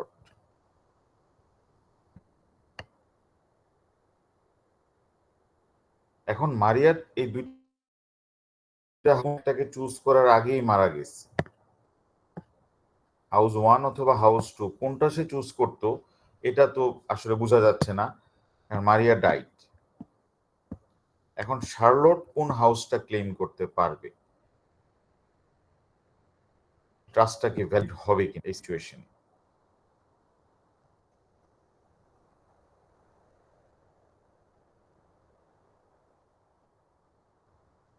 তাহলে কোর্ট এখানে বললো যে সাবজেক্ট ম্যাটার এখানে সার্টেইন, মানে অল প্রপার্টি থেকে ট্রাস্ট প্রপার্টি আলাদা করা হয়েছে। তার মানে আমরা বলতে পারি যে এরকম একটা সিচুয়েশন যে অল দ্য সাইকেলস থেকে দুইটা সাইকেল আলাদা করা হয়েছে, এটা নিয়ে কোনো সমস্যা নাই। এখানেও তোমার আমাদের সেটলারের হয়তো 4-5টা বাড়ি থাকতে পারে, ওনার অনেক টাকা পয়সা থাকতে পারে, কিন্তু উনি শুধু দুইটা হাউস নিয়ে ট্রাস্ট করেছে। আর বলছো যে একটা বাড়ি চুজ করবে হচ্ছে একটা মেয়ে মারিয়া, মারিয়া চুজ করার পর যেটা থাকবে সেটা পাবে হচ্ছে শার্লট। তাহলে এখানে সমস্যা হচ্ছে বেনিফিশিয়াল ইন্টারেস্ট নিয়ে, মানে আমাদের শার্লট কোনটা পাবে সেটা নিয়ে, বা ট্রাস্ট চোখের সামনেই আছে এই দুইটা হাউস, এটা নিয়ে তো কোনো ডাউট নেই, হাউসগুলো আমাদের চোখের সামনেই আছে। কোর্ট বলল যে ইট ইজ আনসার্টেন যে মারিয়া আসলে কোনটা চুজ করতো, সেই বড় হাউসটা চুজ করতো না ছোট হাউসটা চুজ করতো। ছোট হাউসটা হচ্ছে তোমার একটা রেসিডেন্সিয়াল এরিয়াতে, তাহলে ওটা চুজ করতো না বড় হাউসটা যেটা কমার্শিয়ালতে সে চুজ। ছোট হাউসটা কমফোর্টেবল বেশি, বড় হাউসটা কমফোর্টেবল বেশি, যেহেতু এটা কমার্শিয়াল এরিয়া। তাহলে চিন্তা করে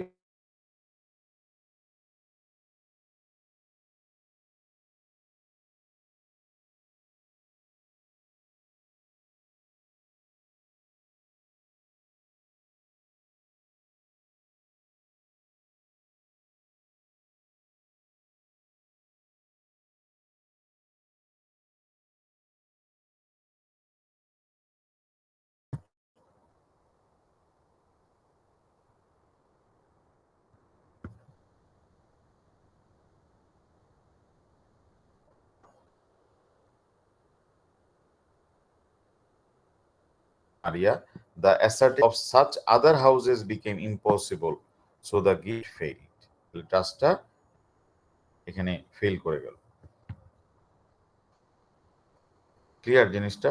তাহলে এখন আমরা মনে হয় আমরা একটা কোয়েশ্চেন সলভ করতে পারি, তারপরে আমরা আবার ব্যাক করব আমাদের স্লাইডে। তাহলে আমরা যদি দেখি যে in January Rupert Rixby, the famous property developer, died. The following are provisions of his will. তাহলে রুপার্ট এর মধ্যে আমরা যে জিনিসটা দেখতেছি, রুপার্টের মধ্যে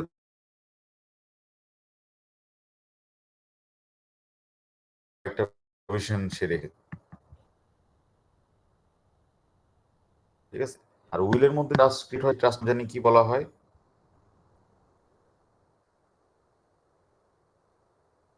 কোন ট্রাস্টের জন্য উইল লাগে, টেস্টামেন্টারি হচ্ছে যে উনি হচ্ছে টেস্টেটর। আমরা জানি যে একটা উইল ভ্যালিড হওয়ার জন্য এখানে 3টা রিকোয়ারমেন্ট লাগে। রুপার্ট রিক্সবির সাইন লাগবে, উইলটা ইন রাইটিং হতে হবে, এবং উইলের অ্যাটলিস্ট 2জন উইটনেস থাকতে হবে। তাহলে ওনার উইলের মধ্যে যে প্রভিশনস গুলো আমরা পাচ্ছি, তাহলে উনি মারা গিয়েছে, তার মানে মারা না গেলে তো আর উইলটা এফেক্টিভ হয় না। উইল বিকামস এফেক্টিভ তোমার যখনই মারা যায়, টেস্টেটর মারা যায়। আর ইন্টার ভাইভোস ট্রাস্টে তো মারা যাওয়ার কোনো শর্ত নাই এখানে, কিন্তু টেস্টামেন্টারি ট্রাস্টের তখনই এফেক্টিভ হবে যখন আমাদের টেস্টেটর মারা যাবে, তার আগ পর্যন্ত উইলটা হচ্ছে রিভোকেবল। টেস্টামেন্টারি ট্রাস্ট হচ্ছে রিভোকেবল ইন নেচার। রুপার্ট রিক্সবি বলতেছে ওনার এক্সিকিউটরদেরকে, কারণ উইলের মধ্যে তো এক্সিকিউটর থাকে, মানে এক্সিকিউটর মানে ট্রাস্টি, যে to my close personal friend Ruth Jones I leave. তার মানে এই একটা ট্রাস্টের জন্য এক্সিকিউটর হচ্ছে রুথ জোনস, উইলে উনি রুথ জোনসকে প্রপার্টি দিয়ে গেছে। To my close friend Ruth Jones I leave 20,000 pounds. তাহলে রুথ জোনস হচ্ছে executor, in full confidence in full confidence that she will do what is right to provide for my son. So it has always been my wish that Miss Jones look after him. তারপর second হচ্ছে to Allen and Philip I leave my 2 paintings, Cat on a Hot Tin Roof and Still Life Goodnight Vienna. ঠিক আছে?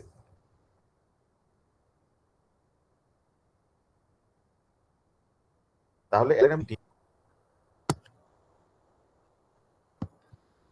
এবং উনি যেটা বলতেছে সেটা হচ্ছে যে I will let them fight it out as to who gets which one. But if they really cannot agree, then have the first choice at least. আর লাস্টেরটা হচ্ছে to my the rest of my estate, including the proceeds of sale of my Victorian Masonry Bleak House, shall be held by my divided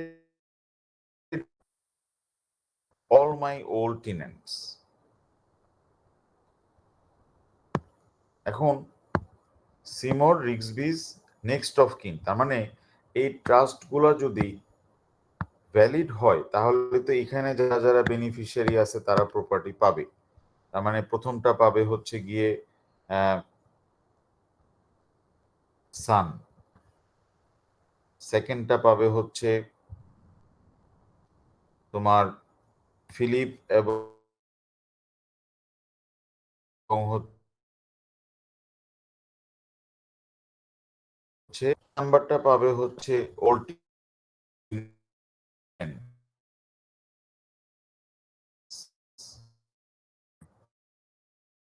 যদি একটা যদি fail করে resulting trust হয়, resulting trust হলে কিন পেয়ে যায়। আর হচ্ছে রিক্স বিষয় বসে আছে যে কোনটা ফেল করবে আর সেটা সে পেয়ে যাবে। is claiming that these provisions are invalid. এই তো মানে সে তো বলবেই ইনভ্যালিড তো তার জন্য সুবিধা, কোন একটা ইনভ্যালিড হলেই তো রেজাল্টিং ট্রাস্ট হয়ে সে পেয়ে যাবে। এখন আমাদেরকে ডিসকাস করতে হবে যে তার উইলের মধ্যে এই তিনটা গুলোর মধ্যে তিনটা সার্টেনটি কমপ্লাই হয়েছে। তাহলে আমরা প্রথমে বলে দিব যে the three certain in the case of Knight and Knight, তিনটা সার্টেনটি হচ্ছে ইন্টেনশন, সাবজেক্ট ম্যাটার এবং অবজেক্ট। এটার সাথে তুমি প্লাস করে দিবা হচ্ছে অ্যাডমিনিস্ট্রেটিভ ওয়ার্কেবিলিটি। তারপর ইন্টেনশন বলতে কি বোঝায় তুমি এক লাইনে লিখে দিবা। ইন্টেনশন মিন্স হচ্ছে where the settlor must intend to create a trust. Subject ম্যাটারে দুইটা জিনিস সার্টেন হতে হবে, ট্রাস্ট প্রপার্টি এবং হচ্ছে বেনিফিশিয়াল ইন্টারেস্ট। ঠিক আছে, দুইটা জিনিস। আর অবজেক্ট বলতে বোঝাচ্ছে বেনিফিশিয়ারি সার্টেন হতে হবে। ইন্টেনশনের জন্য মানে আমাদেরকে যেটা দেখাতে হয় সেটা হচ্ছে তার ইন্টেনশন ছিল two create a trust, trust property specific হতে হবে, বেনিফিশিয়ারিও সার্টেন হতে হবে। এখানে তুমি নিজে থেকে একটু কেসেস অ্যাড করে দিবা, কেসেস অ্যাড করে দিলে ভালো হবে। এখন প্রথমটা নিয়ে যদি আমরা এখানে ডিল করি যে প্রথমটা আমরা কিভাবে লিখবো, তাহলে প্রথমটার ক্ষেত্রে আমরা বলবো এখানে আমাদের মেইন ইস্যুটা হচ্ছে সাবজেক্ট ম্যাটারও সার্টেন, অবজেক্টও বেনিফিশিয়ারিও সার্টেন। শুধু মেইন সমস্যা হচ্ছে ওনার কি ইন্টেনশন আছে কিনা, ইন্টেনশনটা আছে কিনা। তাহলে নোট যেটা বললো সেটা হচ্ছে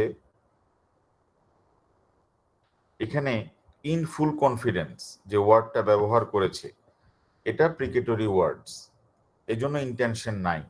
আর যদি ইন্টেনশন না থাকে তাহলে এটা রুথ জোনসের জন্য গিফট হয়ে যাবে, কারণ যেহেতু এটা ট্রান্সফার মোডের ট্রাস্ট। আর যদি ইন্টেনশন থাকে তাহলে এটা সান পাবে, এটা একটা ট্রাস্ট হবে। এখানে আমাদেরকে অ্যাডামস কেসটা মেনশন করতে হবে, অ্যাডামস এন্ড কেনসিংটন ওয়েস্ট্রি, আর হচ্ছে গিয়ে কমিস্কি ভার্সেস হ্যানবেরি যে কেসটা আছে, এই দুইটা কেস আমাদেরকে মেনশন করতে হবে। আমরা বলবো যে উইশ, হোপ, ডিজায়ার এই ওয়ার্ডগুলো যদি ইউজ করে থাকে তাহলে এগুলো তো ইন্টেনশনের জন্য সাফিসিয়েন্ট হয় না। সুতরাং এটা গিফট হয়ে যেতে পারে ফর রুথ জোন্স। রুথ জোন্সকে এই 20,000 পাউন্ড সানকে দেওয়া লাগবে না। হাউএভার আমরা অ্যাপ্লাই করব হচ্ছে contrasting case. Contrasting case apply করে আমরা বলবো যে কমিস্কি কেসে বলেছে, কমিস্কি এন্ড হ্যানবেরি কেসে যদি কোর্ট পুরো কনটেক্সট দেখে ইন্টেনশন বের করার চেষ্টা করবে, তাহলে পুরো কনটেক্সট যদি আমরা দেখি তাহলে আমরা দেখতেছি যে উনি দুইবার ওনার সানের কথা বলছে যে আমার সানকে প্রপার্টি দিবে, as it has always been my wish that miss Jones look after him, আবার সানের কথা বলেছে দুইবার। তার মানে উনি সানকে কিন্তু প্রপার্টিটা দিতে চাচ্ছিল, বোঝা যাচ্ছে এখানে যে, এবং she will do what is right to provide for my son, এবং এটা ছিল আমার মানে তোমার বিন মাই উইশ যে সে প্রোভাইড হচ্ছে এই পুরো কনটেক্সট, তাহলে আমরা তো এটা কাউন্টার করতে পারি। তাহলে আমরা দুইভাবে এটা এখানে লিখতে পারবো যে তোমার রিক্সবি leaves 20,000 to his friend Ruth Jones in করি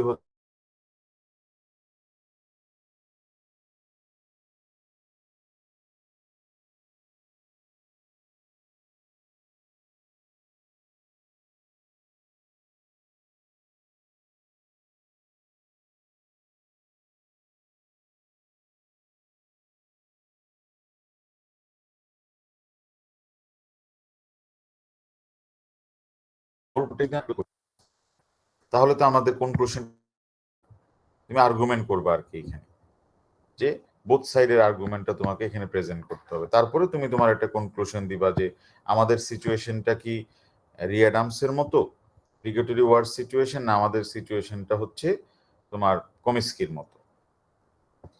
তারপরে তুমি বলবা বি, নাম্বার বিতে আমাদের ইস্যু হচ্ছে সাবজেক্ট ম্যাটার নিয়ে, যে কে কোন ছবিটা পাবে, অ্যালেন কোনটা পাবে, ফিলিপ কোনটা পাবে।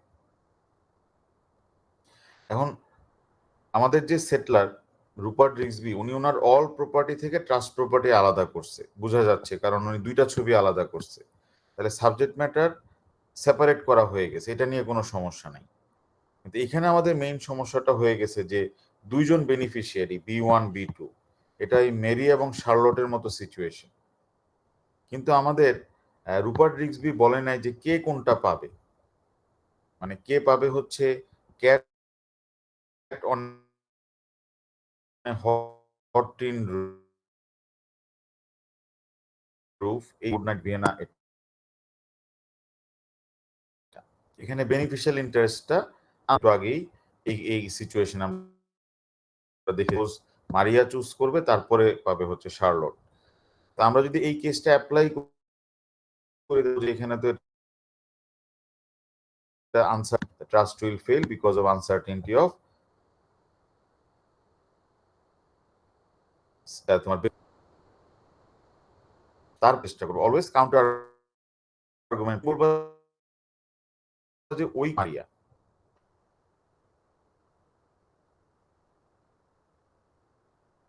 মারিয়া মারা চুতে পানি, এখানে তো ফিলিপ জীবিত আছে, এখানে তো উনি ফার্স্ট চয়েস, এখানে ফিলিপও জীবিত, অ্যালেনও জীবিত।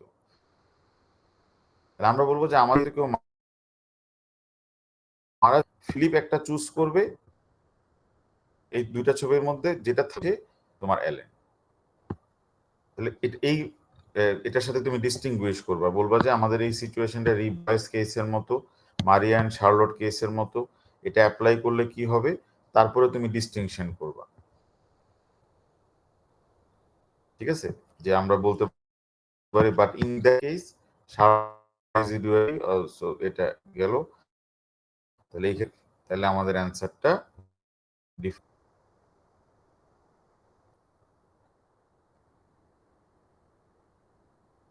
ক্লিয়ার। তাহলে এইভাবে আমরা অ্যানসারটা আমরা সাজাতে পারবো এখানে। আর 3 নাম্বার যেটা যেটা আমরা দেখবো সেটা হচ্ছে যে উনি বলতেছে হচ্ছে যে residue of my estate, residue of my estate কি সার্টেন কিনা property, rest of my estate বা রেজিডুয়ারি, এটা তো সার্টেন, এবং উনি বলতেছে residuary estate sale of the Victorian house যা থাকবে তার মানে সাবজেক্ট ম্যাটার সার্টেন, ইন্টেনশনও আছে, শ্যাল বি বলছে তার মানে ইন্টেনশন আছে, ইন্টেনশন সমস্যা নাই, এখানে উনি বলতেছে হচ্ছে to be divided equally between old tenants. এখানে হচ্ছে অবজেক্ট মানে বেনিফিশিয়ারি নিয়ে প্রশ্ন, এখানে কি বেনিফিশিয়ারি কি সার্টিন কিনা। তাহলে এখন উনি যাদেরকে প্রপার্টিটা দিতে বলছে ওল্ড টেনেন্টস, এটা কি বয়সে ওল্ড কিনা, নাকি না ওল্ড টেনেন্টস মানে যারা যতদিন বেশি ভাড়া থেকে ছিল তারা। তাহলে ওল্ড টেনেন্ট মানে কি লং টাইম টেনেন্টস, নাকি না ওল্ড টেনেন্ট মানে হচ্ছে বয়সে টেনেন্টস। তাহলে এখানে কোন জিনিসটা আনসার্টিন, কোন স্যার জিনিসটা আনসার্টিন? অবজেক্ট। এবং অবজেক্টটা বোঝা যাইতেছে না, কনসেপচুয়ালি আনসার্টিন। তাহলে অবজেক্টটা এখানে কনসেপচুয়ালি আনসার্টিন। তাহলে সাবজেক্ট ম্যাটার যেরকম কনসেপচুয়ালি আনসার্টেন হতে পারে, অবজেক্টও কনসেপচুয়ালি আনসার্টেন হতে পারে। এখানে অবজেক্ট হচ্ছে কনসেপচুয়ালি আনসার্টেন। তাহলে অবজেক্ট যদি কনসেপচুয়ালি আনসার্টেন হয়, তাহলে তো এই টাকাটা ব্যাক করে আবার ওই সেটলারের নেক্সট অফ কিনের কাছে চলে যাবে। মানে সিমোরের ভাগ্য ভালো, সিমোর এটা পাবে, এটা ফেরত চলে আসবে। আর সিমোরের কাছে এটা ফেরত আসবে না, এটা ফিলিপ এবং অ্যালেন জন্য তার কান্নাকাটি পাবে, বিকজ এটা মারিয়া শার্লট কেস থেকে আমি আলাদা করতে পারছি। আর রুথ জোন্স 1000 পাউন্ড সিমরের কাছে এখনো সম্ভব। যদি ইন্টেনশন না থাকে রুথ জোন্স পাবে, আর ইন্টেনশন থাকলে সান পাবে। ইন এনি কেস সিমর পাবে না, কিন্তু এইটা সিমরের ভাগ্যে চলে আসবে, কারণ এটা তো সাবজেক্ট ম্যাটার তো আনসার্টেন। ওল্ড টেনেন্টস তো এটা মানে অবজেক্ট তো এখানে আনসার্টেন, এখানে তো বের করা যাচ্ছে না।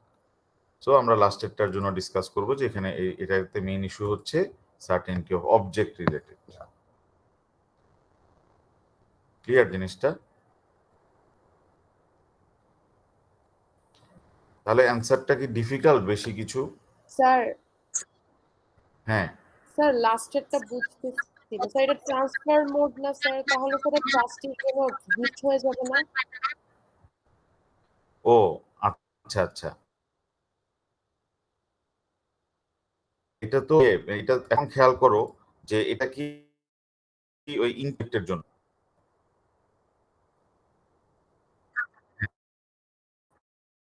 হ্যাঁ, বেস যেটা হবে সেটা হচ্ছে ট্রাস্ট হবে, ফলাফল সবসময় একটাই, সেটা হচ্ছে এই রেজাল্টিং ট্রাস্ট। যদি বেনিফিশিয়ারি আনসার্টেন হয় তাহলে হয়ে যাবে হচ্ছে রেজাল্টিং ট্রাস্ট। আর যদি ইন্টেনশন না থাকতো এবং যদি এটা হতো হচ্ছে গিয়ে তোমার ট্রান্সফার মোডের ট্রাস্ট, তাহলে এটা হয়ে যেত হচ্ছে গিফট। তাহলে এখানে তো ফেল করলো কোনটা? অবজেক্ট। তাহলে অবজেক্ট ফেল করলে এটা হবে হচ্ছে রেজাল্টিং ট্রাস্ট। তাহলে আমি একটু লিখে দেই, তাহলে তোমাদের জন্য সুবিধা হবে যে ইফ দেয়ার আর আনসার্টেনটিস, ঠিক আছে? তাহলে তোমার সবগুলো একসাথে আমি লিখে দিচ্ছি, তাহলে তোমাদের বারবার আর কনফিউশনটা হবে না। তাহলে যদি ইন্টেনশন নিয়ে আনসার্টেনটি হয়, স্যাম্পল অ্যান্সারটা কি গ্রুপে গেছে?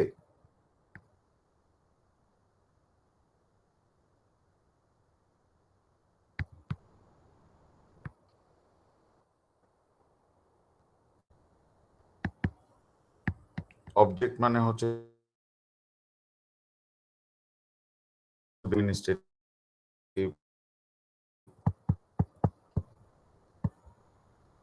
এটা তোমাদের পরে তোমরা নিজেরাই করতে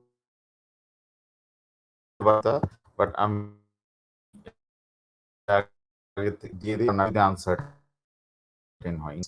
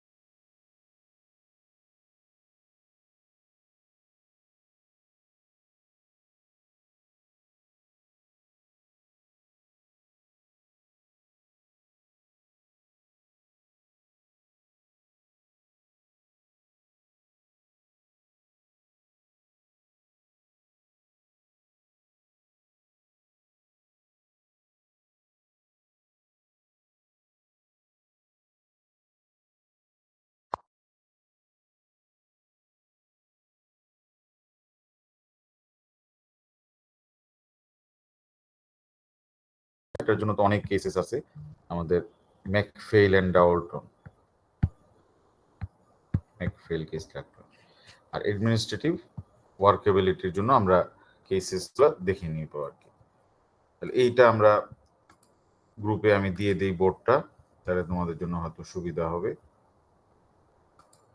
এখন কি বুঝতে পারছো জিনিসটা, যে আনসার্টেনটির ক্ষেত্রে কিভাবে আমরা ডিটারমাইন করি? Yes sir. স্যার অবজেক্টিভ আনসার্টেনটিতে অলওয়েজ হচ্ছে রেজাল্টে ট্রাস্ট হবে, ট্রান্সফার মোড প্লাস হচ্ছে সেলফ ডিক্লারেটরি মোড। হ্যাঁ,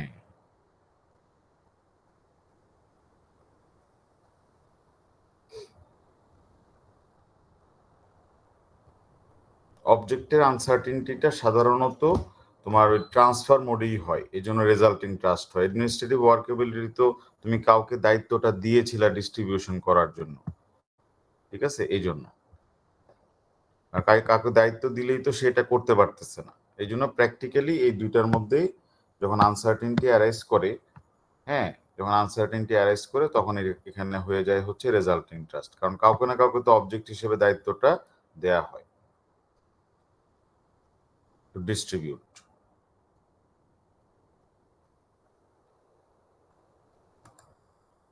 গেছে এটা এটা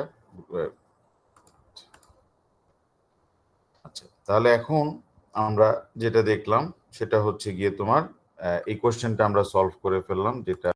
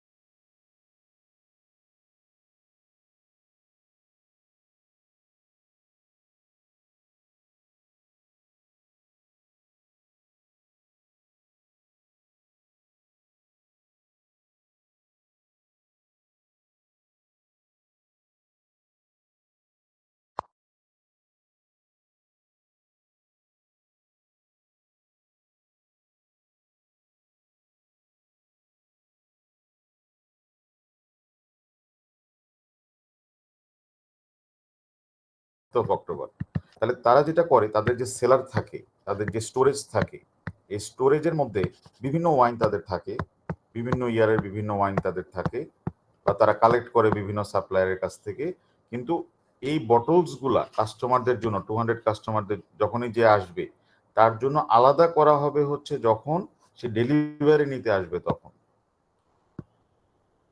তাহলে সেপারেটেড অনলি হোয়েন,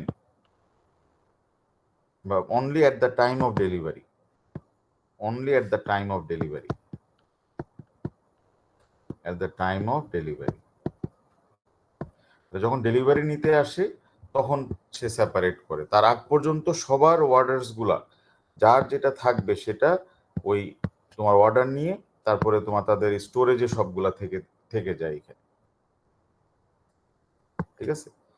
এখন যখন তাদের এরকম অনেকগুলা কাস্টমারের অনেকগুলো অর্ডার পেন্ডিং, এখনো ডেলিভারি হয় নাই, ওই সময় দি London wine company wind up হয়ে গেল, মানে এটা বন্ধ হয়ে গেছে। লন্ডন ওয়াইন কোম্পানি এটা ওয়াইন্ড আপ হয়ে গেছে।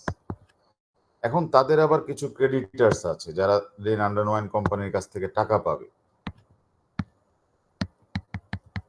তাহলে এখন ক্রেডিটার্সরা চাচ্ছে যে লন্ডন ওয়াইন কোম্পানির স্টোরেজে যত ওয়াইন আছে এগুলা বিক্রি করে তাদের টাকা নেওয়ার জন্য।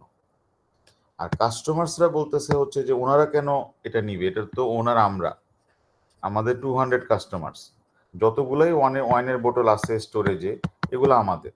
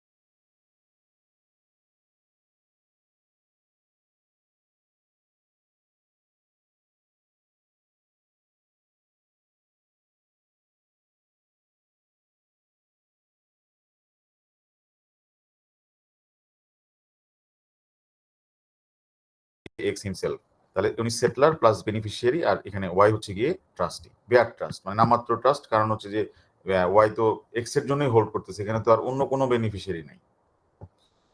এখানেও তারা বলতেছে there is a bare trust. তাহলে বেয়ার ট্রাস্ট হতে গেলেও তো ট্রাস্ট প্রপার্টি সার্টেন হতে হবে। তারা বলতেছে ইন্টেনশন সার্টেন, আমরা যখন এসে অর্ডার দিচ্ছি, কিছু টাকা জমা দিয়ে যাচ্ছি, এখানে তো অবশ্যই আহ